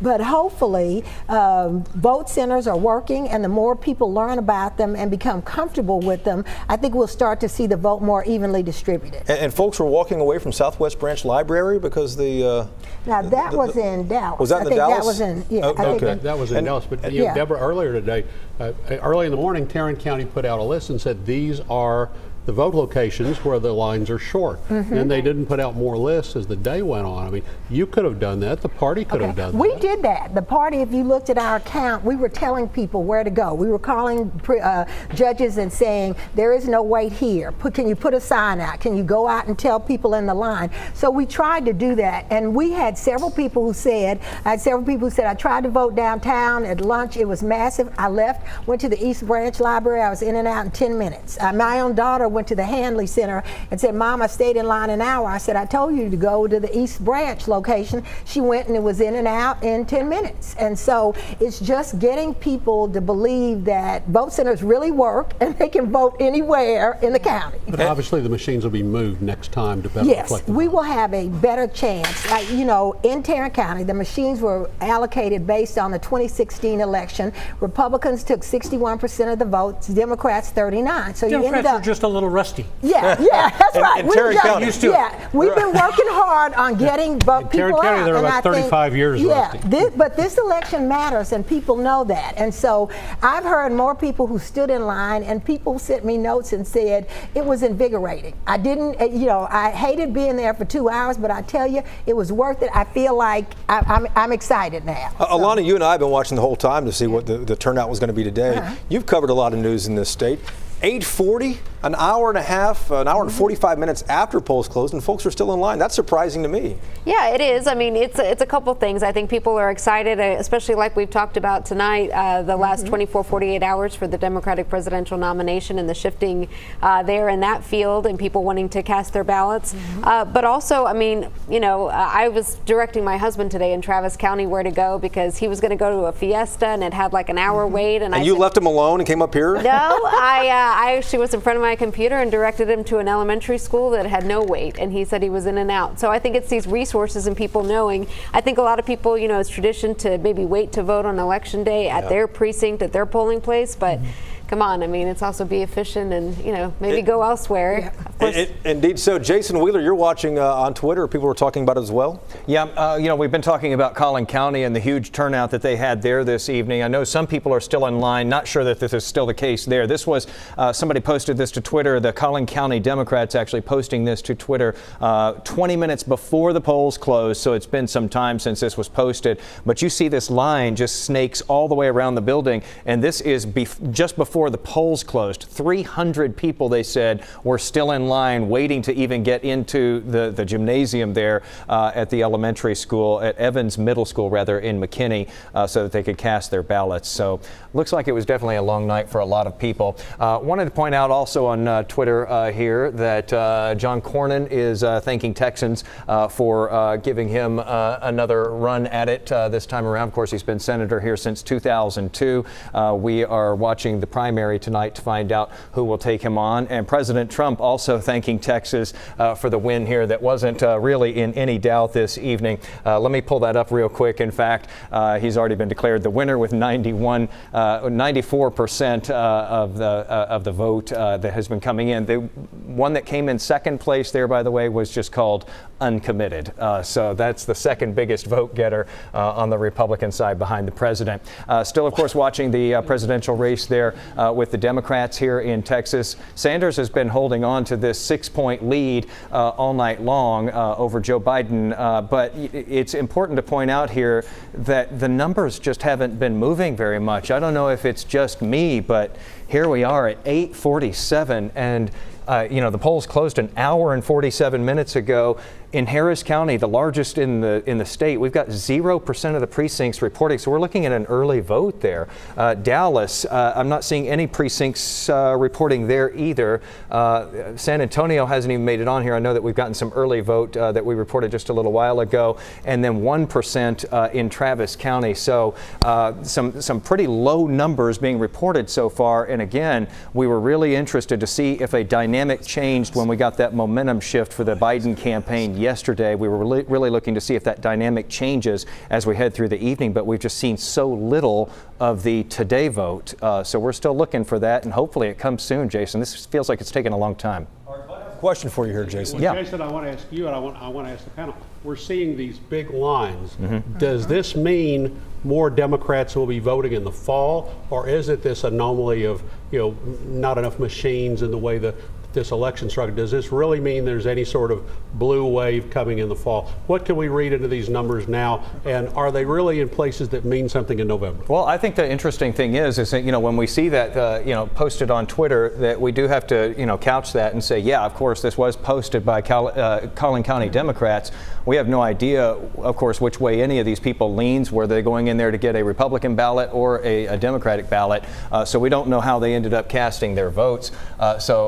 The turnout has just been enormous, no matter how you slice it, and we showed that earlier.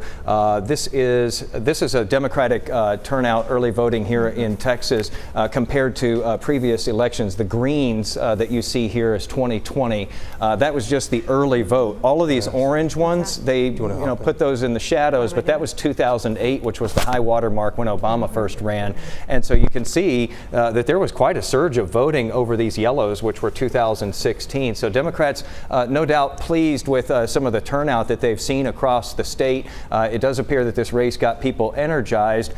We don't know what that does in November, though. Are there some hurt feelings? Is the party fractured going forward after Super Tuesday and beyond? Do we get to a brokered convention? How many hard feelings are there once a winner is finally picked? Joe Biden has won Minnesota. That's the last thing that just happened in the last few seconds here. But let's talk about what Jason and Bud were talking about a moment ago. Deborah's excited.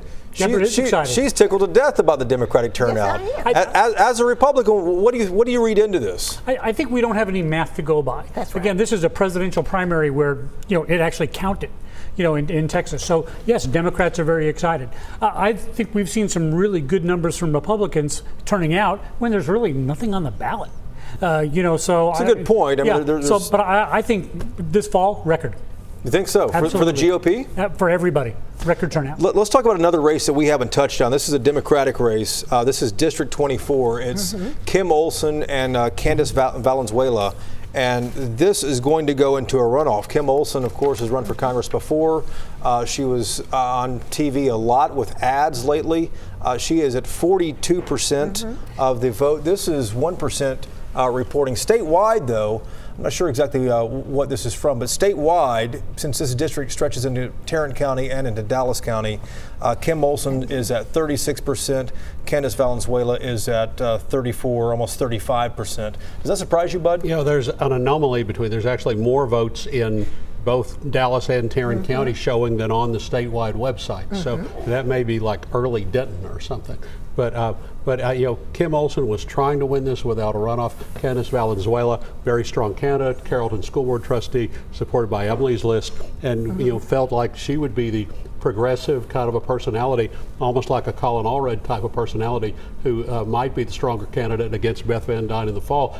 But Kim Olson came in with all the name and the money and the history. So it's a real showdown between them to see who will face Beth Van Dyne for that open congressional seat. Deborah, did it surprise you this went to a runoff? No. This is going to go into a runoff? All the candidates were great candidates, but Kim ran a very strong campaign, a lot of good name ID going into it. I know Candice, was in Tarrant County a lot. They really worked the area, and so you had candidates out there, so it didn't surprise me at all. We had 5 people in that race, and Jan McDowell, who'd run before and almost won it, was out there, so it didn't surprise me. Credit to Jan McDowell for the best ads of the campaign. Her radio ads on the ticket during Dan McDowell's show on the ticket, where she said, "I'm Jan McDowell, vote for me because I have the name like Dan McDowell. I'm a Texas Tech Red Raider, vote for me." Just a very clever. And Vinny, that's genius, isn't it? That's smart. That's great stuff. And if it was an ad agency in Washington, D.C., they would not have come up with that. So that's good stuff. But that's a good race to watch. I know Democrats are really excited about the opportunity to pick it up from the open Marching seat, which they almost won last time. That's but right. I think it's going to be a completely different situation with Beth Van Dyne. She's a great candidate, and it's going to be a lot of money in that race. Yeah, no question. But that district has shifted too. It is not as red, if it's red at all. Alana, I want to pull you in here on this race, not on this race here, but I want to shift off briefly to Colorado has gone for Bernie Sanders. Oklahoma's for Biden. Biden has won in Minnesota. He is racking up some wins here for the night when it looked like that Bloomberg is really slicing into that. Yeah, I think so. I mean, like I said, Biden, seeing across the board, taking off his 6th win tonight of the 14, just helps him with fundraising and propels him forward. I mean, we have Michigan on Tuesday, Florida on March 17th. So I think if anything, it just propels him from what we saw last night happen here in Dallas with the coalition of the establishment getting behind him. Deborah, it looks to me like that this could be a three-way race for the Democratic presidential nomination. Bernie, Biden, and Bloomberg. But Elizabeth Warren says she's not getting out. So we still got do you think she'll stay in? She says she's not getting out. Yeah, but she couldn't win her home state. Okay, but I know a lot of Warren supporters who want her to stay in. So don't count her out yet. But no, I think Bloomberg has really surprised a lot of people, put a lot of money in this race. They were polling, the last time I looked, he was polling at about 13-14%. Look at him, he's coming in at 18%, so far. So interesting. Yeah, indeed it is. So we're going to come back back here in just a moment. Deborah Peoples is the chairwoman for the Tarrant County Democratic Party. Alana Rocha is from the Texas Tribune. Bud Kennedy, Fort Worth Star-Telegram, and Vinny Manchillo from Glass House Strategies in Dallas. Don't forget, we have an entire social media team over here. You can text us questions. 214-977-6028, guys. Is that right? Eric, Julia? 214-977-6028. Text us. It's not automated. We'll get to your questions, as many of them, as quickly as we can. Good deal. We're also watching the stream on Facebook, on YouTube. Talk to us there or at Twitter. We're going to stop for a quick update to our broadcast audience back in just a moment here.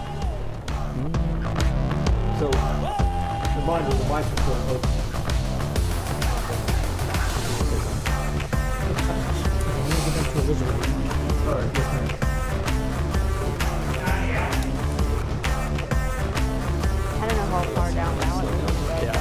Yeah.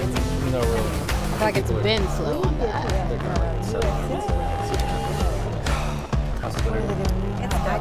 Oh, good. Yeah, I remember we talked about Like we get an error. I'm in Yes. Oh, I'm 43. And Twitter's so instant. Like, you know, there's probably a lot of stuff like right when it happens, but even you get past like 5-10 minutes, people.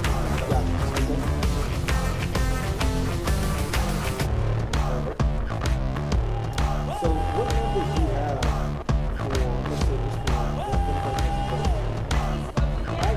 I wonder what side of the tape. One of these is blue, one of these is red. I wonder which side. Someone commented on that in Facebook. Is the blue side the Democratic side, is the red side the Republican side? Yeah. I think that side is red. So they were wondering because our table was flat. So like, is one side devoted to one? It wasn't. Yeah, see? Yes. So they were saying, they were wondering. Someone I was like, that's honestly not that bad of a question. But I said, yeah. Weren't you on the 24th? It's one side. Yeah. We will only answer I'm only taking a couple. exactly. No other questions.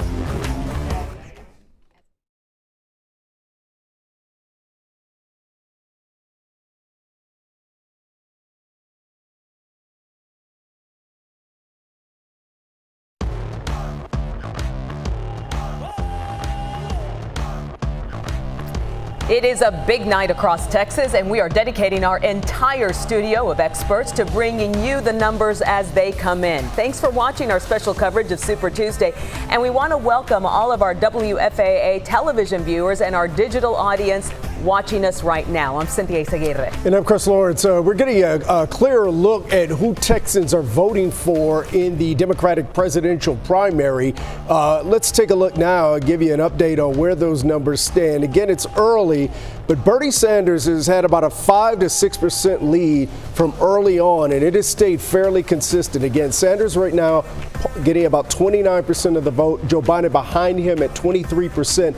And there's Michael Bloomberg appearing on ballots for the first time tonight. Remember, he skipped a lot of the early contests.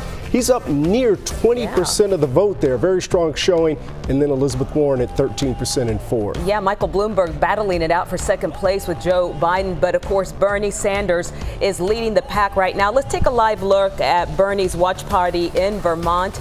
We are expecting to hear from the senator at any moment now. But back here in Texas, he is in the lead. And, you know, he had hoped to boost turnout among young and Latino voters. It was a core part of his coalition here, and it looks like it has paid off. Let's talk about how slow going it is right now, though, as the votes are being tallied, Jason. It is a snail's pace. And, you know, we say that he's been sort of holding this 5 and 6% lead throughout the evening. But then when you think about it and you really look at the numbers aren't moving. So that's kind of making him hold it even longer. I want to go down the list here because this has to be said. So first of all, the AP is calling Vermont and Colorado in favor of Senator Bernie Sanders. All of these you see in dark green are being called for Biden. We have 8% of our vote counted. Most of these have 32, 28, 85, 73% of their precincts reporting. Don't know what's going on here in Texas. Chris and Izzy. All right, Jason, we'll check back in with you. And that's just a glimpse of our coverage both on air and online. Yeah, for complete analysis and real-time results in Texas, you can head to our WFAA Facebook page right now. And of course, ABC News Super Tuesday special coverage continues right here on WFAA.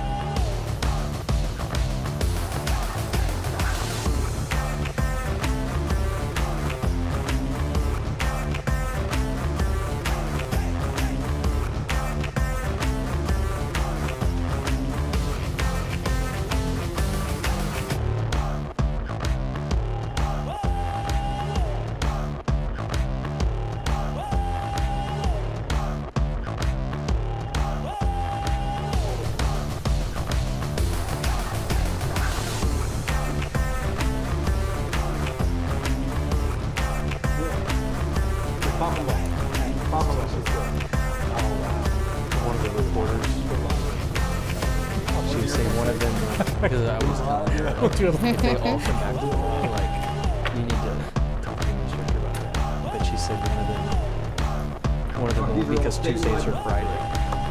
So, she called off. Yeah.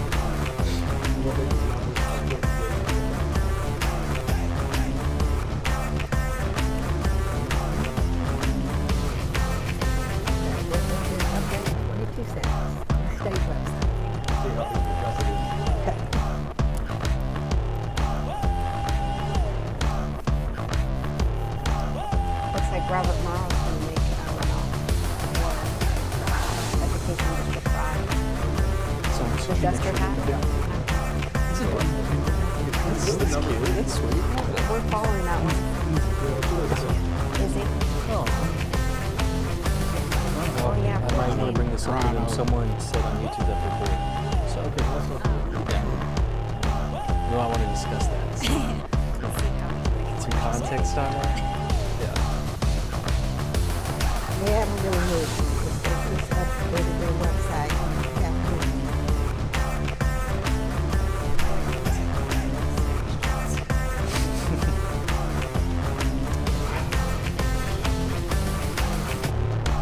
MJ has a big lead. It looks like. All right, so let's update some of the Texas numbers that we have been getting into the newsroom tonight. So let's take a look at the very top. This is the Democratic race for president, statewide numbers. This is 9% reporting. Bernie Sanders ahead of Joe Biden, a substantial margin there, 6-7%. But Michael Bloomberg is not far from Joe Biden on this. And the one that Deborah People said don't count out, Elizabeth Warren's in fourth place at 13%. I know as a U of H student, she probably would have hoped to have done a heck of a lot better there. Bernie Sanders leading Texas, Joe Biden very close. Notice though, the top left of your screen, if you could see it, if you're watching it on a phone or a tablet or something like that, you know, look down real close. Reporting is 9%. Polls have been closed for 2 hours. We're going to talk about that in just a moment. Let's move on through the rest of our results here and see how the rest of the races are lining up. Are we the new Iowa? I don't know what's going on. We didn't use an app this year. You would think something is going on. Nobody wanted to be the new Iowa. Nicole, do we have other? Nobody. Yeah, no one wanted to be the new Iowa. If we have some other races, we can throw them up. So this is the U.S. Senator. This is the biggest statewide race we are watching, the Democratic race for U.S. Senate. MJ Hagar, 30% of the vote. Christina Tinsun Ramirez with 17%, and State Senator Royce West with 10% in third place. Again, tiny little number in the top left. Reporting is 6%. And then the biggest local race we're watching in North Texas is the Republican nomination for U.S. Congress District 12. Kay Granger running for re-election, facing a strong campaign from Chris Putnam, but at the end of the day, Kay Granger, it looks like she might easily win this one. In fact, she essentially came out and already claimed victory about an hour or so ago, but 3% reporting there. District 24, this is the Republican race. This is the Republican that hopes to succeed Kenny Marchant when he retires at the end of this term. Beth Van Dyne, the former mayor of Irving, crushing her competition. 74% of the vote. This will not go into a runoff despite a 5-6 different contestants in this race as well. District 32, this is the Republican race for the Republican who hopes to challenge Colin Allred, and Genevieve Collins, the front runner here who had the most money. It looks like this is a little bit more than the early vote, but she's certainly pleased about this number. It's 51%, which may prevent a runoff, but there's only 1% of the vote reporting. Jason, 2 hours after the poll closed, Jason Wheeler, there's like 4 Jasons in our studio tonight. I know. And everyone turned around. Jason Joseph's looking over here too. So Wheeler, 2 hours after the polls closed, other states are a heck of a lot farther along counting, except maybe Iowa. This is getting embarrassing. Yeah. Before Are we going to finish tonight ahead of Iowa? I wonder? We may. I hope. California may start counting the votes before we really get down into it tonight, Jason. So let's just drag people across the map here and let you know what's going on. First of all, in case you're just now joining us, we got Vermont and Colorado. Both of those have been called by the AP in favor of Bernie Sanders. You know what? He's talking right now. So let's go listen to him.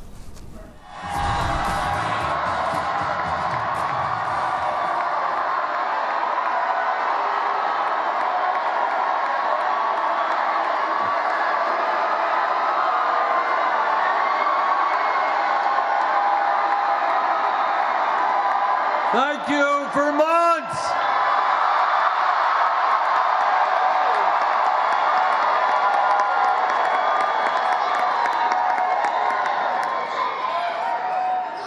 You know, it's a funny thing.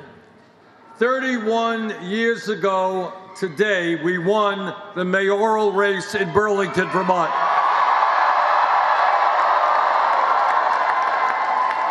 And we won that race against all of the odds. Everybody said it couldn't be done.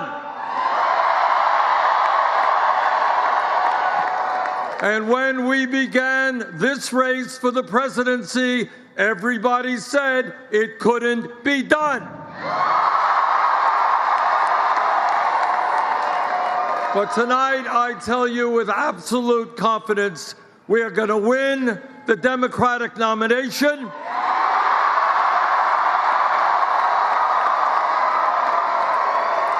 And we are going to defeat the most dangerous president in the history of this country.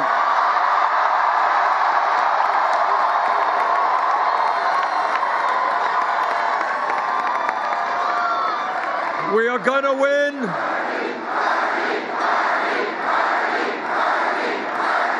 We are going to defeat Trump because we are putting together an unprecedented grassroots, multi-generational, multiracial movement.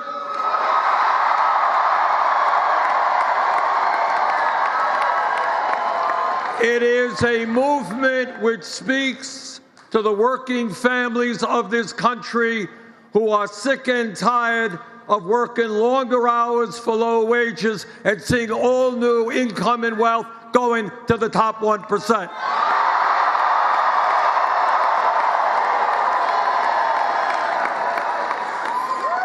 It is a movement which says the United States will have health care for all as a human right.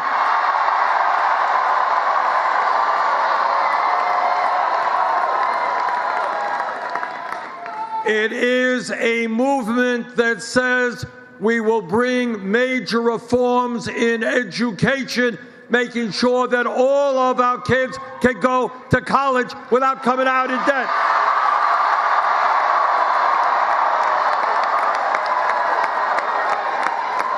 Now, what makes this movement unique is we are taking on the corporate establishment. We are taking on the greed of Wall Street, the greed of the drug companies who charge us the highest prices in the world, the greed of the insurance companies, and given the existential crisis of climate change, we are saying to the fossil fuel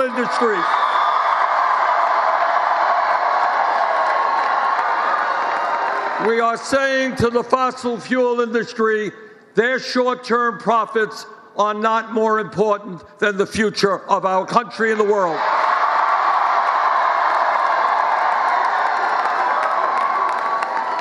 But we are not only taking on the corporate establishment, we're taking on the political establishment.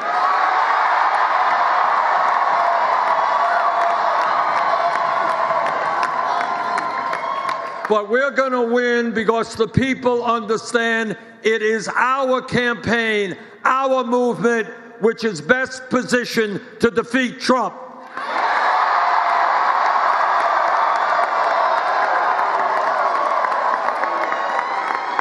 You cannot beat Trump with the same old kind of politics. What we need is a new politics that brings working class people into our political movement, which brings young people into our political movement, and which in November will create the highest voter turnout in American political history.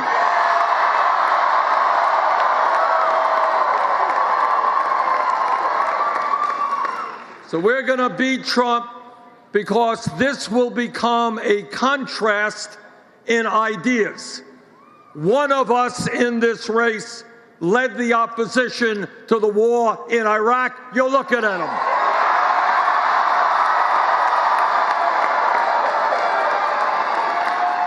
Another candidate voted for the war in Iraq. One of us has spent his entire life fighting against cuts in Social Security, wanting to expand Social Security. Another candidate has been on the floor of the Senate calling for cuts to Social Security, Medicare, Medicaid, and Veterans Program. One of us led the opposition to disastrous trade agreements which cost us millions of good-paying jobs. And that's me. And another candidate voted for disastrous trade agreements. One of us stood up for consumers and said we will not support a disastrous bankruptcy bill.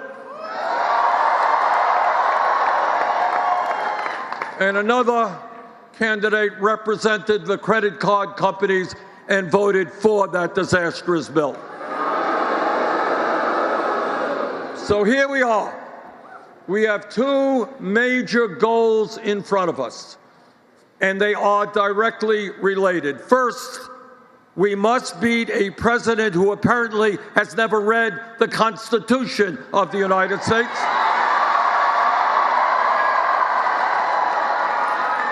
A president who thinks we should be an autocracy, not a democracy.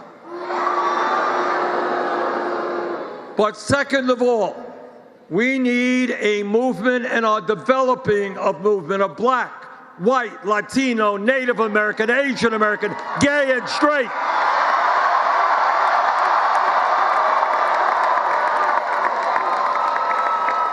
Of people who are making it clear every day they will not tolerate the grotesque level of income and wealth inequality we are experiencing. We will not give tax breaks to billionaires when 500,000 Americans sleep out on the streets. We will not allow 49% of all new income to go to the 1% when half of our people are living paycheck to paycheck.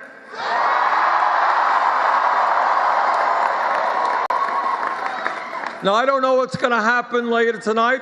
We're doing well in Texas right now.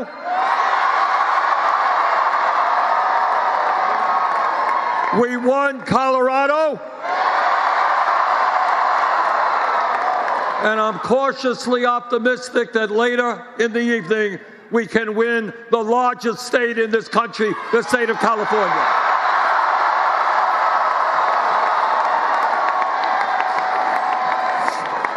But no matter what happens, if this campaign, and I don't know what will happen, but if it comes out to be a campaign in which we have one candidate who is standing up for the working class and the middle class, we're going to win that election. And if we have another candidate who has received contributions from at least 60 billionaires, we're going to win that election. And if there is another candidate in the race who is spending hundreds and hundreds of millions of dollars, we're going to tell him, in America, you cannot buy elections.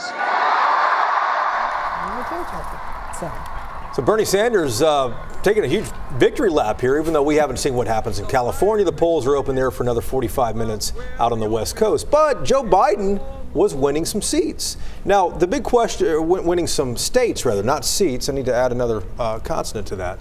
But the big question we were talking about a moment ago is what's going on with the results in Texas. We called down to the Secretary of State's office. Evidently, it's so slow coming in because folks are still in line in Harris County, in Tarrant County, and in Dallas County. So these major urban centers with thousands of votes have not been able to report yet because folks are still physically casting their ballots some 2 hours after the polls closed.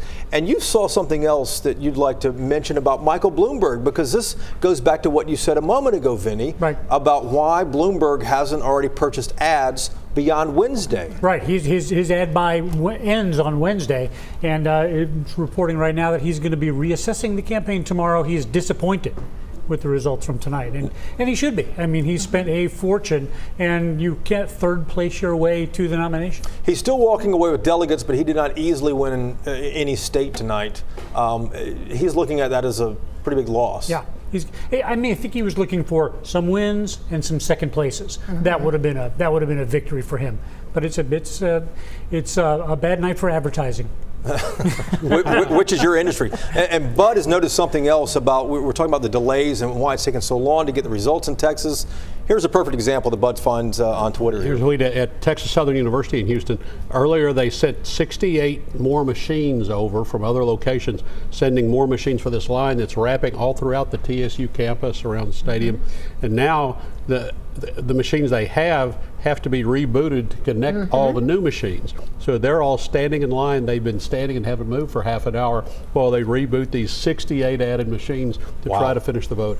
And Alana, we were joking a moment ago, this could be like Iowa in a sense. We go to bed tonight not knowing exactly who wins or what the delegate split is. I mean, our Alexa Ura is reporting long lines at Texas college campuses around the state, in Dallas, at Ripley House in Houston, at Wilson Elementary in Houston. So, yeah, I mean, if people haven't even cast their ballot, we're not going to be getting results for quite a while. And if anyone's happy tonight, is Deborah over here who's like, that's right. Reporters want the numbers and you want the votes. Yeah, this is what makes us different from Iowa. In Iowa, they had a bad reporting system. Right. Ours this is moved by people power. You've got all these people out who want to vote. And so I think when people understand that, they are more willing to wait for results. In some polling places, we had 4 times the people that we expected there. There was no way. I mean, some people waited in line, 2 hours, but when there's no way you can forecast that. We sit down and look at things and say, okay, well, it may be double what it was, not 4 times. I mean, I'm ecstatic, but that's the way. It's a good problem to have. In Texas, having too many Democrats is considered a problem. Is this Democrats waiting until South Carolina results came in to decide? Some of it is. What do you think that is? I think, let me just tell you, we have been working for years to get people to early vote. I mean, we've started to move it a little bit to either vote by mail or to early vote. This time we were more successful, but a lot of people say they don't trust the system. They like to go vote on election day. They like the thrill of voting on election day. But I think the more time they have to wait in line, it'll start changing that behavior. We're going to little by little see more people move to early voting. And we were about 50-50 in Tarrant County. About 50% of our votes came from early voting, and the other 50% came on election day. The reporting delays are affecting the presidential race in Texas, affecting the statewide race for the Democratic nomination for U.S. Senate. But one race that is a regional race is Kay Granger, the congresswoman from Tarrant County. She will return to Congress, it appears, winning her nomination again, winning the seat again, beating Chris Putnam. But you bring up a good point. You say that Chris Putnam, as an ad guy, Vinny, you say Chris Putnam made a mistake. Well, first off, I mean, Kay Granger had brilliant advertising, so we got to give her that, right? So, I think was Kay Granger a client, I presume? Kay Granger was a client. I think the mistake that Putnam made is he never went positive. He went negative from the beginning and negative at the end, and he never became a person that you wanted to get to know or trust with your vote. And against Kay Granger, a person that people know and trust well and have for many years, you've got to make that connection. Jason, I have to remind you, there is a Democrat. There's going to be a Democrat in that race. Get thrown into the volcano. Lisa Welch is the Democrat. Yeah, Lisa Welch. Vinny, I mean, I agree with you, but the Granger Granger campaign made mistakes too, so I'll disagree with you because there is so there's such a thick file of noxious material about Chris Putnam, so much more than a Democrat would have used in a general election, that the Granger campaign just scattershot everything out there and accused him of 30 different things without ever really focusing on one or 2 points. And I got all this mail about all these things that he did instead of 2 or 3 things that were really winning points, and it almost was confusing to see so many different things that were objectionable about Chris Putnam. We have a couple minutes. 60-40. Yeah, she did win 60-40. It appears that's what the numbers are showing right now. Let's go to Teresa Witter right now. She's in Austin with the MJ Hagar campaign, and I would imagine they're pretty anxious down there, waiting like all of us for the rest of these statewide numbers, Teresa. Yeah, definitely. We just got our first look at MJ Hagar within the last 15 minutes or so. She came down to mingle with some of her supporters, and here's what she said. She told them the early numbers are looking good, but she's not ready to make a statement. She did say the number that she is most excited about is turnout. A lot of the supporters in the room gave her a loud round of applause. They're all very excited. I've talked to a couple of veterans who are here, and they say they're supporting her because, of course, she is an Air Force combat veteran shot down during one of her 3 tours over Afghanistan. One of the other funny things about MJ Hagar, she proudly rides a motorcycle, she wears tattoos, and they're giving away temporary tattoos here tonight as well. We'll keep watching. We'll send it back to you. All right, of course, those tattoos, Teresa, cover up her shrapnel wounds that she had on her arms. Let's break away again for another update for our broadcast audience, and we'll see you back here in just a few minutes.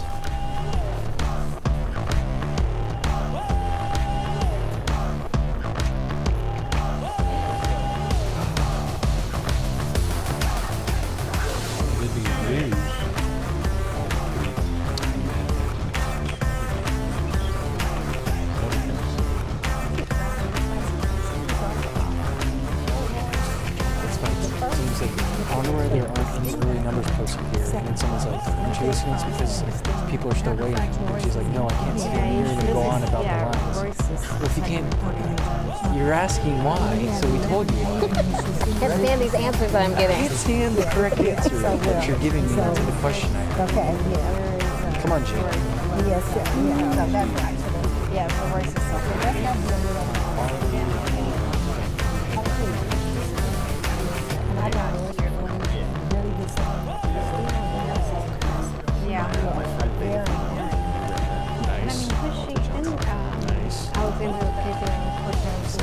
Yeah, she did. Yeah. And she's friends with Alec Baldwin, and he appealed to his 1 million Twitter followers.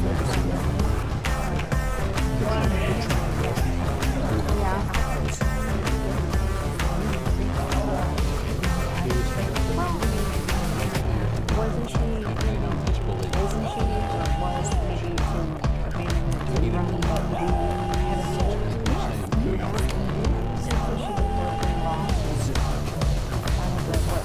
You never know. I could to use that for your daily shifts and stuff.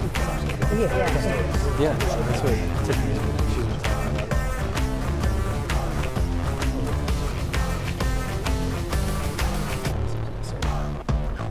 Oh, yeah. Sure, right.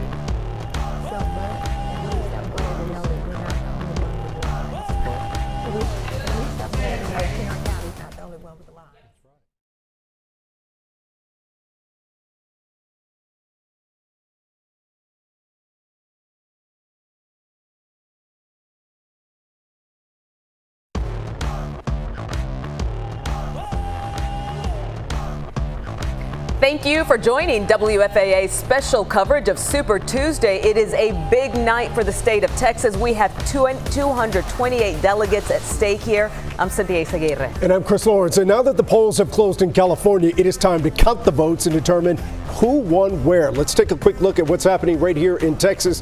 Numbers just got updated. They are inching along, only about 16% reporting. But right now, Bernie Sanders is leading here in Texas with 29% of the vote. He has held that 5 to 6% lead on Joe Biden pretty much the entire night. Joe Biden there with 24%. Michael Bloomberg on these ballots for the first time tonight. He is in at 18%. That would be enough to qualify for a delegate. Elizabeth Warren there in fourth at 13%. Now, in the last hour, Sanders spoke to his supporters at a raucous rally in Vermont. Here's what he said. Tonight, I tell you with absolute confidence, we are going to win the Democratic nomination.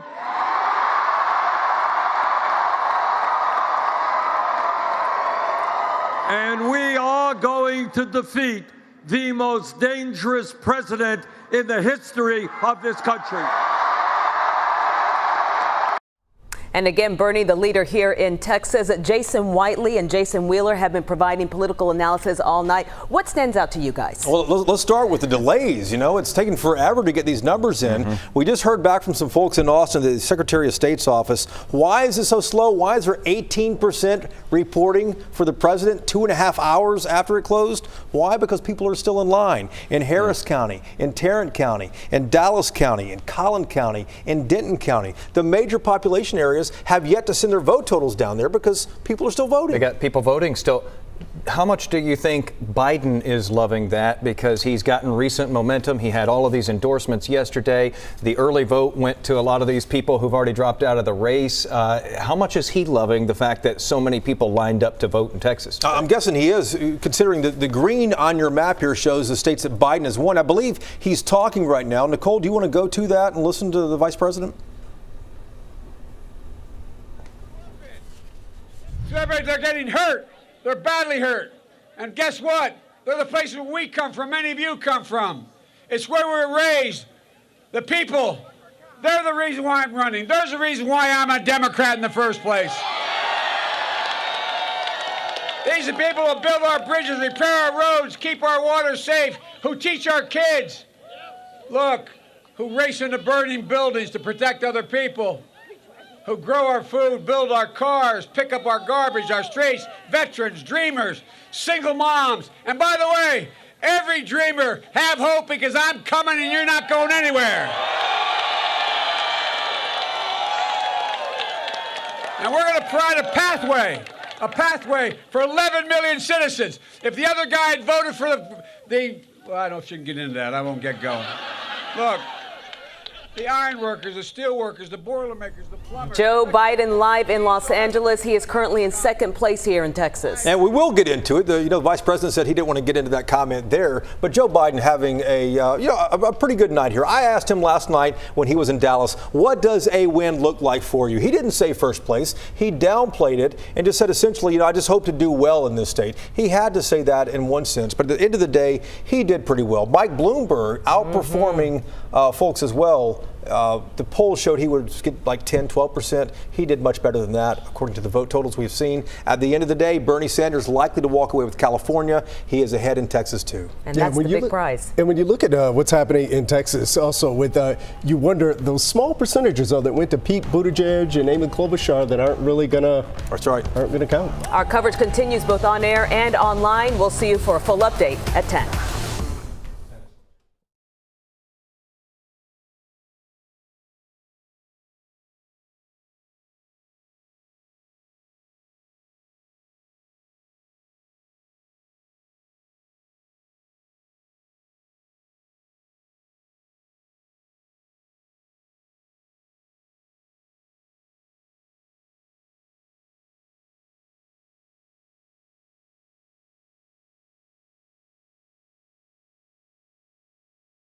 And that's how it should be, because we need to bring everybody along, everybody.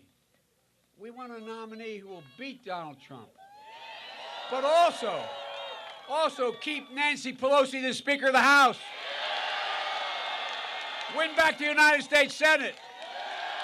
If that's what you want, join us. And if you want a nominee who's a Democrat, a lifelong Democrat, a proud Democrat, an Obama-Biden Democrat, join us. Look, this all starts with a revival of decency and honor and character. Trump has fanned the flames of hate and sought to divide us. He's insulted, demonized, and actually just the way he talks about people. He has not a single sense of empathy. He doesn't have any compassion. No regard for the values that made this country who we are. Not the way you were raised by your moms and dads. He looks at honesty and decency and respect, and he views it as a sign of weakness. He doesn't believe that we're the beacon to the world. He doesn't believe we're all part of something bigger than ourselves. That's why I've said from the moment I announced for this candidacy. We're literally in a battle for the soul of America. Folks, winning means uniting America, not sowing seeds of division and anger and hate. We got to beat Donald Trump, and we will, but we can't become like him. We can't have a never-ending war between the parties. We need a president who can fight, but make no mistake about it, I can fight, but look, we need as badly, someone who can heal. Look, just look what we did when we passed Obamacare, or what President Obama and I did saving the American automobile industry, or what we did to pass the Violence Against Women Act. But it's not enough.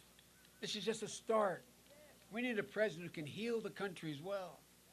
And that is what I will do as your president, I promise you. It's about delivering real results for you, your family, and the community. It's not about me, Jill, or Valerie. It's about you. It's about our families. To paraphrase the English poet Robert Browning, he said, our reach should exceed our grasp. And my reach does exceed our grasp because there's no doubt in my mind we can grasp whatever we reach for. Ladies and gentlemen, I quoted an English poet, but let me quote a real poet now. An Irish poet. Seamus Heaney, who wrote a poem called The Curatorian. And here's what he says, and I believe this to the bottom of my being. He said, history says, don't hope on this side of the grave, but then, once in a lifetime, the longed-for tidal wave of justice rises up, and hope and history rhyme. We can make hope and history rhyme because of what we're saying. There's nothing we can't do. This is about the future. It's not about the past. It's about our children and our grandchildren. It's about leading this country and leading the world once again. Folks, we just have to remember who we are. My Lord, this is the United States of America. And it's time for America to get back up. And once again, fight for the proposition that we hold these truths to be self-evident. That all men and women are created equal, endowed by the Creator with certain inalienable rights. We say it so often in school, we don't realize how profound it is. We've never lived up to those words, but until this president, we've never walked away from it. Ladies and gentlemen, I believe with every fiber of my being, that's who we are. So let's get back up. We are a decent, brave, resilient people. We can believe again. But we are better than this moment. We are better than this president. So get back up and take back this country, the United States of America. There's not a single thing we can't do. God bless you, and may God protect our troops. Thank you, thank you, thank you.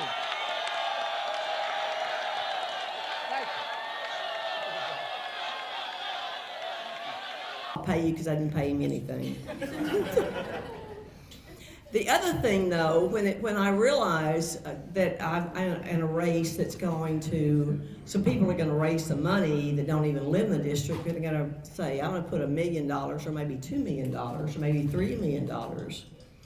And I said, I've got a job to do. How I do that? Sarah Bonjean, where's Sarah? You see that little bitty woman back in the back, that little tiny thing? She just said, I can do this, Kay. And she stepped up and she set a schedule and we did it. And she is like the magic person. Some people just step forward. And then you say, how do you do it on the ground? Bobby Rodriguez, where's Bob? Right there. He's the land person. He's the person that's on the ground and saying, here's what we need you to do. Can you do this Thursday? No, I'm in Washington. So I just want you to know that that's the situation.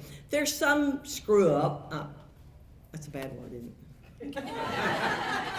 There's some problem about the results, but right now, what's happening with me, it's a 60-40, my dear person. Okay, you'll have to come in. You have to read this one. Got 38% reported in Tarrant County, the biggest county, 14,091 votes for Kay Granger, 9,174 for the guy that doesn't live in the county. You want to break that down, that is 60-40, 60% for Kay Granger, 40% for her opponent, with 38% reporting. That's including early vote. It's pretty much over. So thank you so much for being here. Thank you so much for being here, and thank you so much for supporting me and also advising me. And I I don't ask people to support me, then help me be better. Thank you so much. I've got people like my East Side girls, we call them. These are these women that, you know, we grew up together. We went through elementary through high school, and they came to it, and we get together every year. Thank you for all of you. And you can always say, Kay, you can do this better, and I'll listen. I love you. Thank you so much for this. Thank you so much for this victory. I will never forget it, ever. And I'll always keep my promises. Thank you.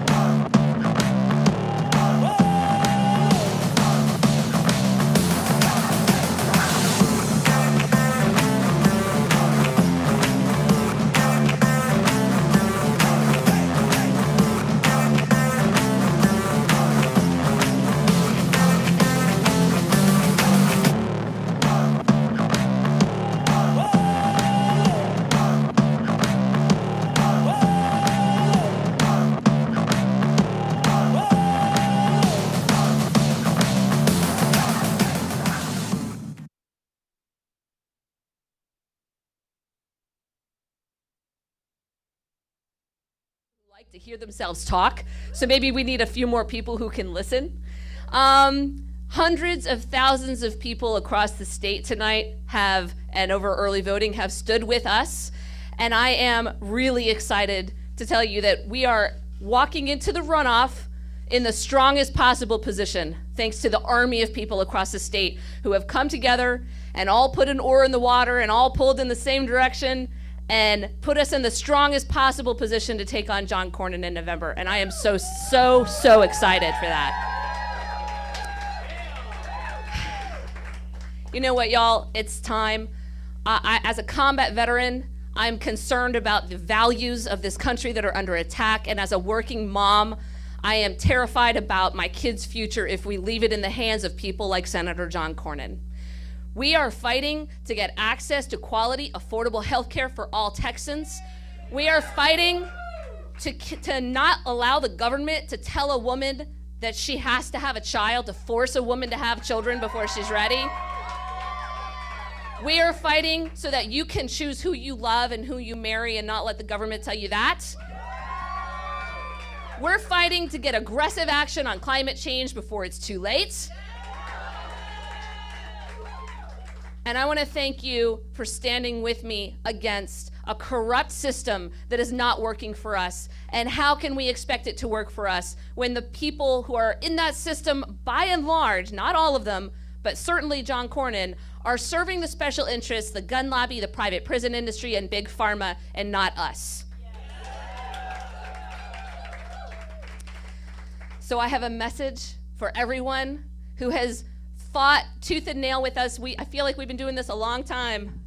We've been doing this almost a year now, and frankly, that's what it took to build an army of people, the grassroots enthusiasm across this state. I want to thank the candidates that are in this race. I know that we don't know yet who's going into the runoff with me, but I want to thank you for lending your voice and your viewpoints to this conversation. Thank you for serving your community. I am so thrilled that we have a bench of people, and I'm looking forward to working with y'all in the future. And I want to have one more message, because my kids are already asleep, luckily, so I don't have to send out a message to them. My last message is for you, John Cornyn. Your time is done because you've sold us out. We've given you plenty of time, and it's over. You're fired. Pack it up, Buttercup, because I'm coming for your seat. Thank you so much. See you guys in the runoff.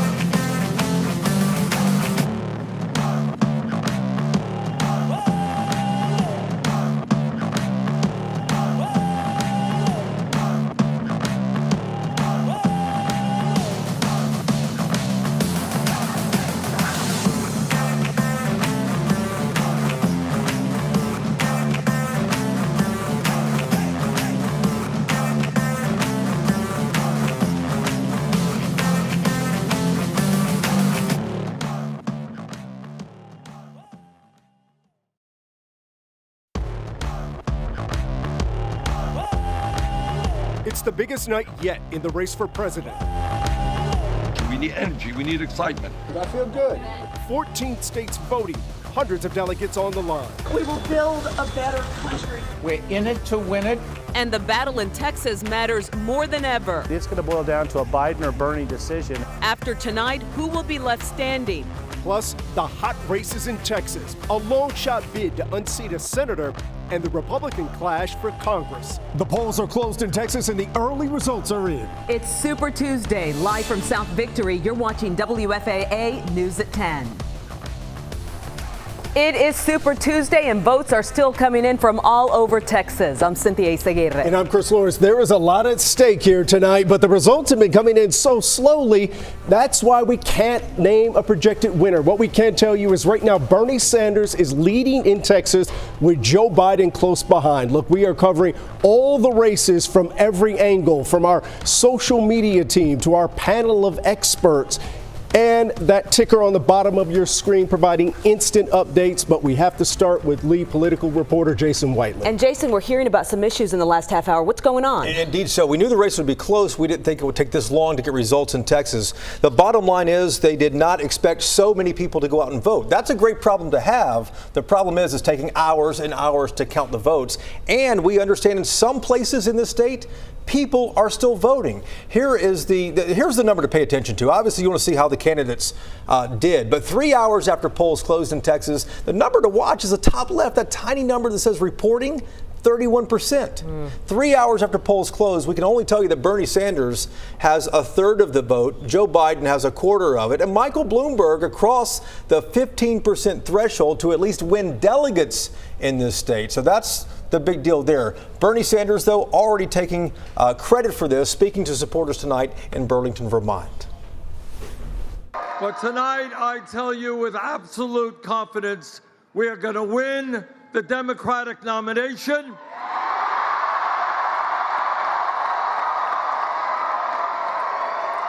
And we are going to defeat the most dangerous president in the history of this country. So polls closed in California about 2.5 minutes ago, and the Associated Press is already calling the race in California 415 delegates for Bernie Sanders. He's walking away the big winner, but we don't know how close this might be when all the results are counted in Texas. Jason, you've been pulling your hair out, man. I have been. I've been getting bored over here at the touchscreen tonight, waiting for this stuff to come down. So let's put this in perspective for you and just kind of jog across the map here. We'll go into what these colors all mean later on. Let's start with Massachusetts. 62% of the precincts are reporting there. In Maine, we got 58%. Tennessee, 88%. 100% in Oklahoma. What all of those have in common is those polls all closed at the same time ours did. Then the people who closed after us, Arkansas, 71%. Colorado, 44%. Utah, 49%. Minnesota, 61% of the precincts have been reporting so far. Let's bring it into Texas now, because we were just talking about the latest numbers that just came down a moment ago, and my machine doesn't want to work just like theirs don't. Let's pull in Texas here real quick.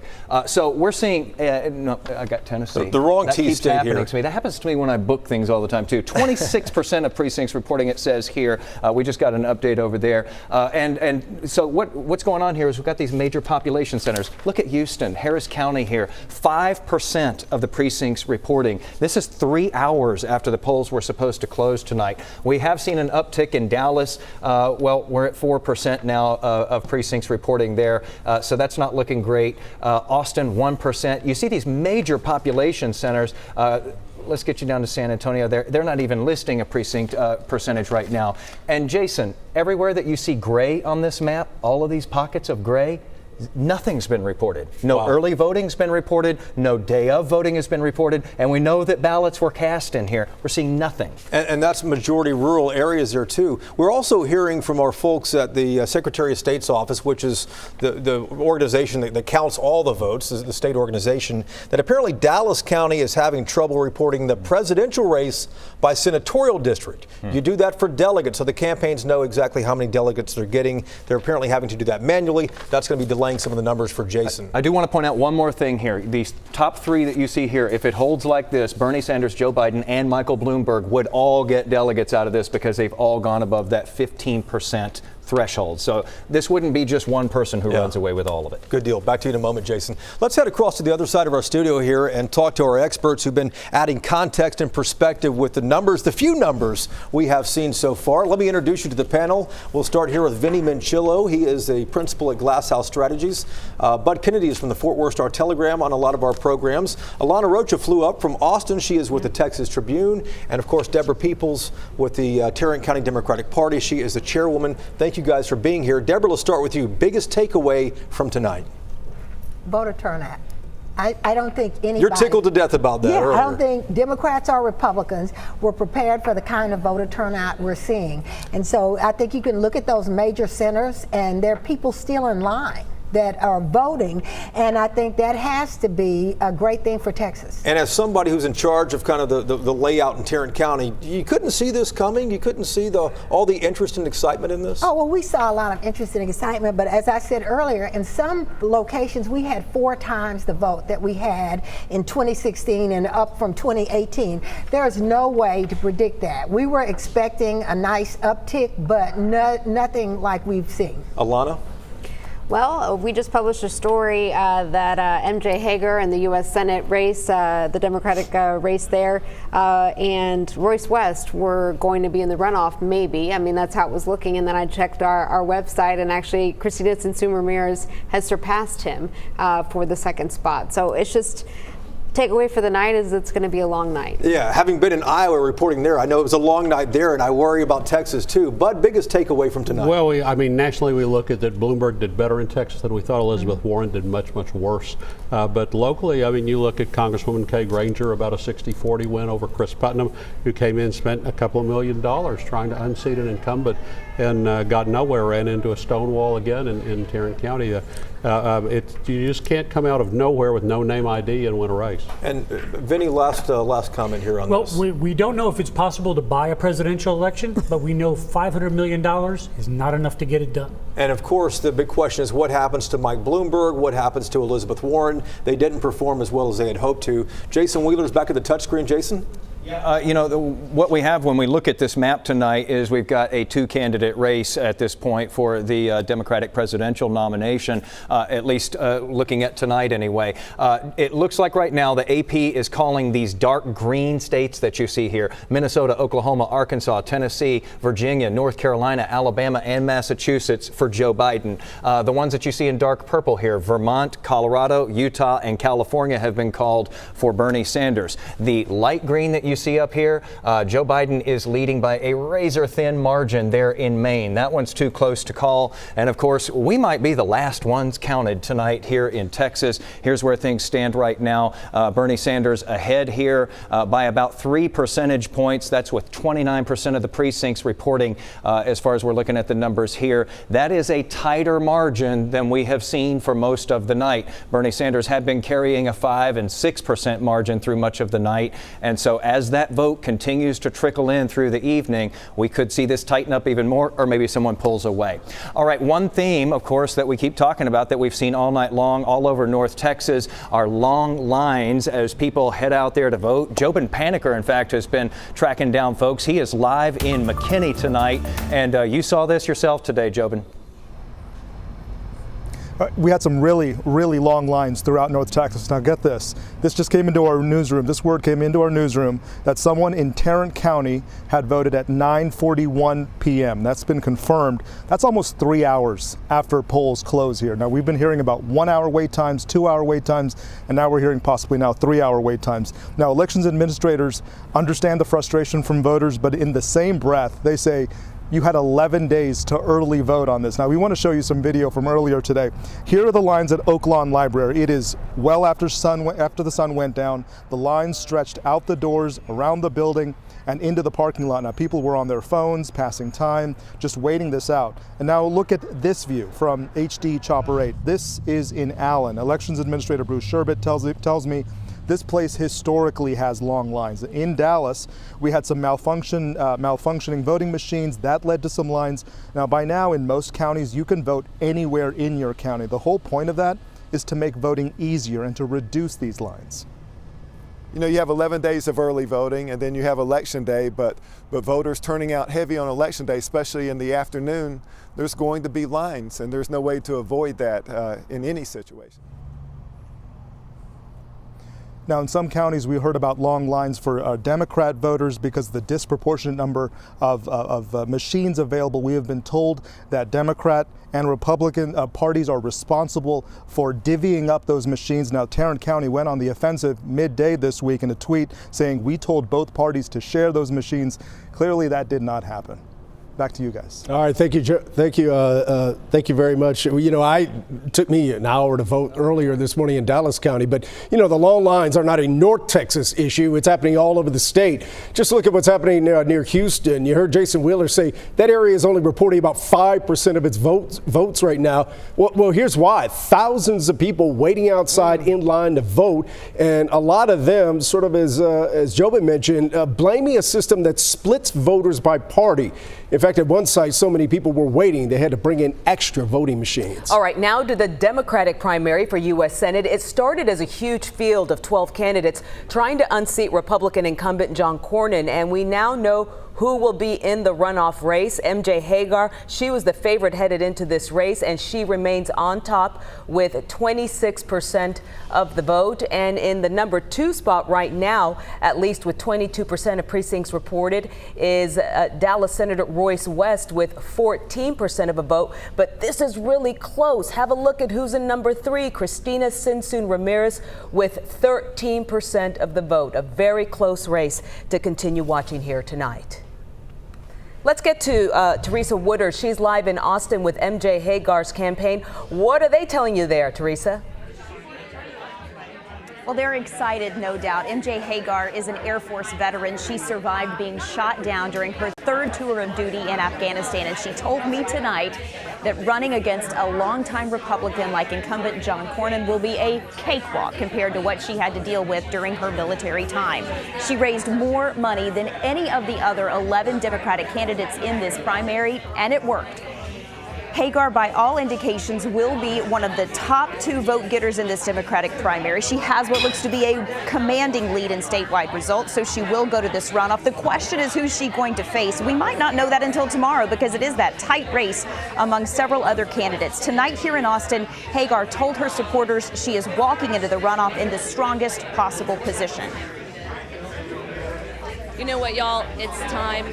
As a combat veteran, I'm concerned about the values of this country that are under attack. And as a working mom, I am terrified about my kids' future if we leave it in the hands of people like Senator John Cornyn. So what do we expect from this campaign over the course of the next couple of months until the runoff? It is all about blanketing the state, increasing her name recognition and presence all across the Lone Star State. Back to you. All right, thanks, Teresa. You know, whoever wins that runoff will have to face incumbent Senator John Cornyn. He won the Republican primary by a landslide. Alex Rozier is at Cornyn's campaign rally in Austin. How are they feeling, Alex? Yeah, Chris, they are energized, but they say they are not taking anything for granted, especially following the tightness of the Ted Cruz Beto O'Rourke race in 2018. Cornyn just finished a 10-city, 2-day tour. It wrapped here in Austin tonight, and he spoke to his supporters a few hours ago. We have put together an incredible grassroots machine to help propel us to victory, not just tonight, but in November 2020. As Matt said, we are united as one party, and we go into the general election stronger than we have ever been before. A couple of quick notes. He hired Greg Abbott's campaign manager to run his re-election campaign. He's already raised more than $12 million. Cornyn says if he gets his way, he'll help Republicans win from the White House to the courthouse. We're live in Austin tonight. I'm Alex Rozier. All right, thank you, Alex. So we've taken a look at the presidential and the Senate primaries. We're going to have more results straight ahead on this Super Tuesday. And we'll also get a check on what else is happening in the world, including an update on the coronavirus. 2 more people have died in the United States, but the World Health Organization not ready to call it a global pandemic. Rain in our forecast. I'm talking a lot of rain, and it's moving this direction. I'll have your rainfall timeline and rainfall totals coming up. Media, some of you describing long waits to vote today.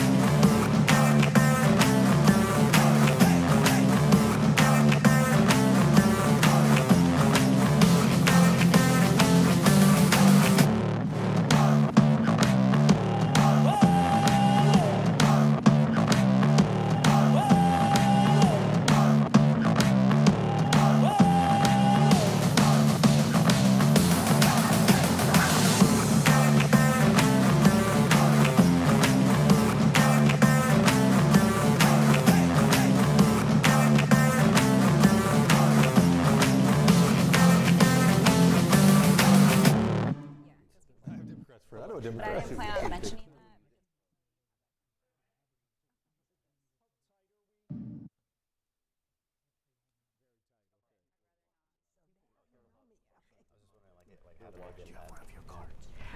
Me and you, though.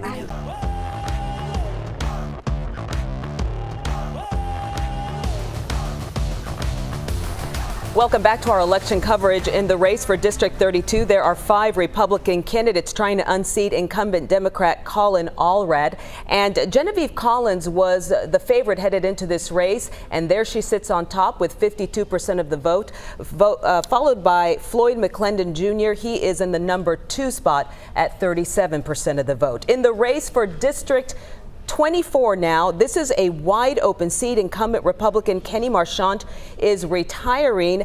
Beth Van Dyne was the favorite headed into this race, facing 4 others. And as you can see, she has is in the lead with 74% of the vote. It appears she is headed to the general election in November. And the Republicans had a heated primary for District 12 race for Congress. There you see the latest results. Kay Granger with a 59% coming in over Chris Putnam at 41%. Putnam challenging the longtime incumbent. Marie Saavedra is live with Kay Granger's campaign in Fort Worth. They've got to be happy to see those numbers. Absolutely, Chris. We heard a victory speech from the Congresswoman just a short time ago after what was, like you said, a really tough race. Now, Putnam, a former Colleyville City Councilman, really tried to push this deeply Republican District 12 to say that he was the more conservative candidate. He would do more to support President Trump's agenda. But it seems that did not resonate much with voters, especially because President Trump endorsed her. When you make a vote and you say, I'm going to vote for Kay, I've asked for the job, and so we owe to you every day the very best we can do. Since this is likely a Republican seat in November, she will keep her seat, and it will be the 24th year that Granger represents this district. Back to you. All right, Marie, and while the votes come in from other Super Tuesday states, Jason Wheeler and Jason Whiteley will be recording a podcast for your morning drive tomorrow. Yeah, you can look for a bonus edition of Politics wherever you get your podcasts. And if you haven't subscribed yet, we invite you to take out your phone and scan this code. I want to give you just a few seconds to do so. The code makes it easy to grab the latest episode. Once you scan it, it'll take you straight to the Politics podcast. And just remember, if you subscribe, you can get a fresh episode every Tuesday. In fact, this is a live look inside our temporary Politics studio. Once we wrap up our show, our podcast team is going to crack open a beer in true Politics fashion, start hashing out the results from tonight's races. They're going to need it tonight. It's been a long night. Let's get over to Pete and the weather. Well, it cooperated tonight. I heard you say crack open a beer. I thought they were hanging out in the sports department or something. I wasn't sure what was going on. But they may need this podcast for the morning commute, because when you see the rain that I'm talking about for tomorrow morning for the morning commute, you're going to need a few things just to keep your mind preoccupied off the struggles on the road. Right now we're dry in the Dallas-Fort Worth area. It's off to the west where we have some rain, and it's becoming widespread. It will just fill in from Abilene out to Midland, San Angelo, and Lubbock. This huge cluster of showers and even some embedded thunderstorms. It'll all move off to the east as we move through tonight. So that's the way it looks at midnight. Pretty widespread around Abilene, Waco. All of this will just move in, and watch this. That's 3 o'clock in the morning. So showers, even a few thunderstorms during that time frame. That's the morning commute. So we have rain. We'll have wet roads tomorrow morning. As far as any severe weather goes, the severe weather threat tonight, I don't have any in the Dallas-Fort Worth area. It's all to the south, anywhere from Hamilton, Meridian, Hillsborough, Corsicana, Mejia, Waco, and then down toward Austin. That's the area that could see some damaging winds, some large hail, but the threat there is pretty low. We have no threat in the Dallas-Fort Worth area overnight. It's all to the south, and it's especially down in central Texas. So back to tomorrow morning, a very wet morning commute. It's just widespread rain. We'll have waves of rain throughout the day tomorrow. It's not going to rain nonstop for 10 hours, but it'll rain for several hours. It'll be dry for a period of time, then more rain, then less rain, then more, then less. So it's just on and off as we head through the day tomorrow. There's 3 p.m. Watch this. 6 p.m. the rain is still falling. Then as we head through the evening, we slowly dry out. This is midnight. Most of us are dry. Southeast Texas, still some leftover rain. Then we move to sunrise on Thursday. We have a sunny day. Thursday will be a sunny day. It'll be a breezy day, and it'll be a pretty nice day overall. So get prepared for that. But tomorrow will be wet. Look at the rain. We're looking at 1 to 2 inches of rain in the Dallas-Fort Worth area. Higher amounts down to the south from Brownwood to Hamilton, Stephenville, Meridian. We're looking at 2 to 3. Some locations could see close to 4 inches of rain. But in the Dallas-Fort Worth area, 1 to 2 and lower amounts up along the Red River. So with all that said, rainfall coverage as we head through the overnight. About half of a sea rain at midnight. Widespread 100% coverage overnight through the early morning hours, and then the rain coverage just goes down as I showed you on that map as the day moves along. Be prepared, and be prepared for some very wet weather during the day Wednesday. It all comes to an end Wednesday night.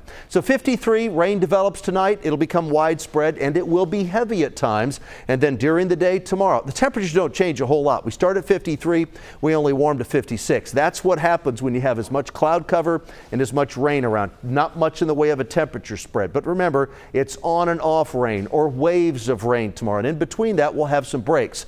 And during the times when it rains, it could be pretty heavy. Some flash flooding may become a concern as we head through the afternoon. Right now, there's no flash flood watches, but we'll keep an eye on that and keep you updated. Remember, tonight, overnight, the severe weather threat is especially down in central Texas, not in North Texas. There's the next 10 days.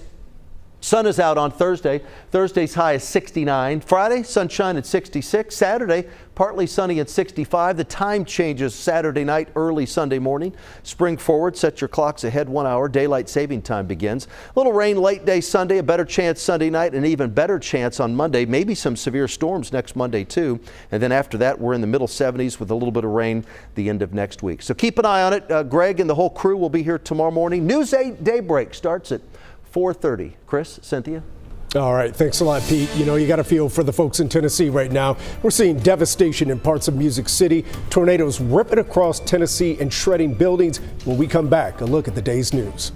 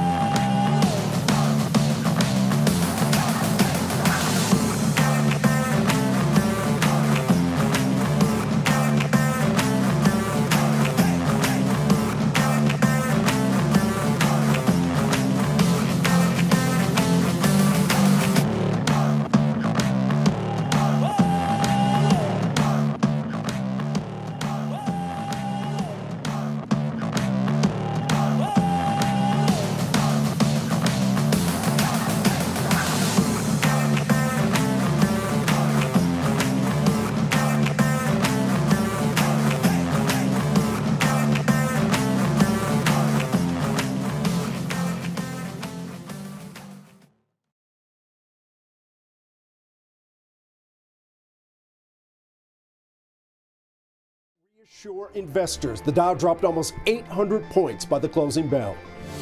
And the damage is unbelievable. Cleanup began today near Nashville, Tennessee after a tornado outbreak. This storm killed at least 25 people, and tonight polls in Tennessee stayed open 3 hours later so those affected could vote. Shorter school days are coming to DeSoto ISD, but sorry kids, not every day. Starting next fall, students will have a half day on the first and third Wednesdays of each month so teachers can participate in professional development. And that's your nightly snapshot. Gotta respond to this. All right, it's 2:40 break.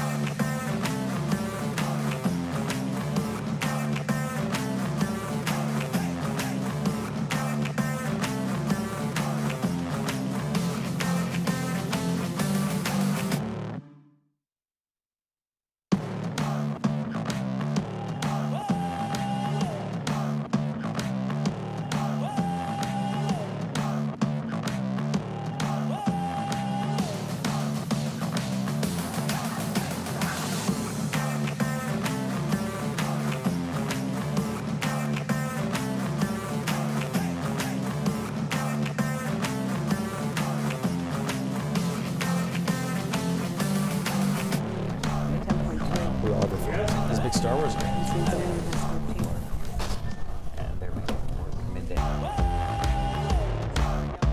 One last time before we head out this evening. Here's where we stand with the Democratic presidential race in Texas tonight.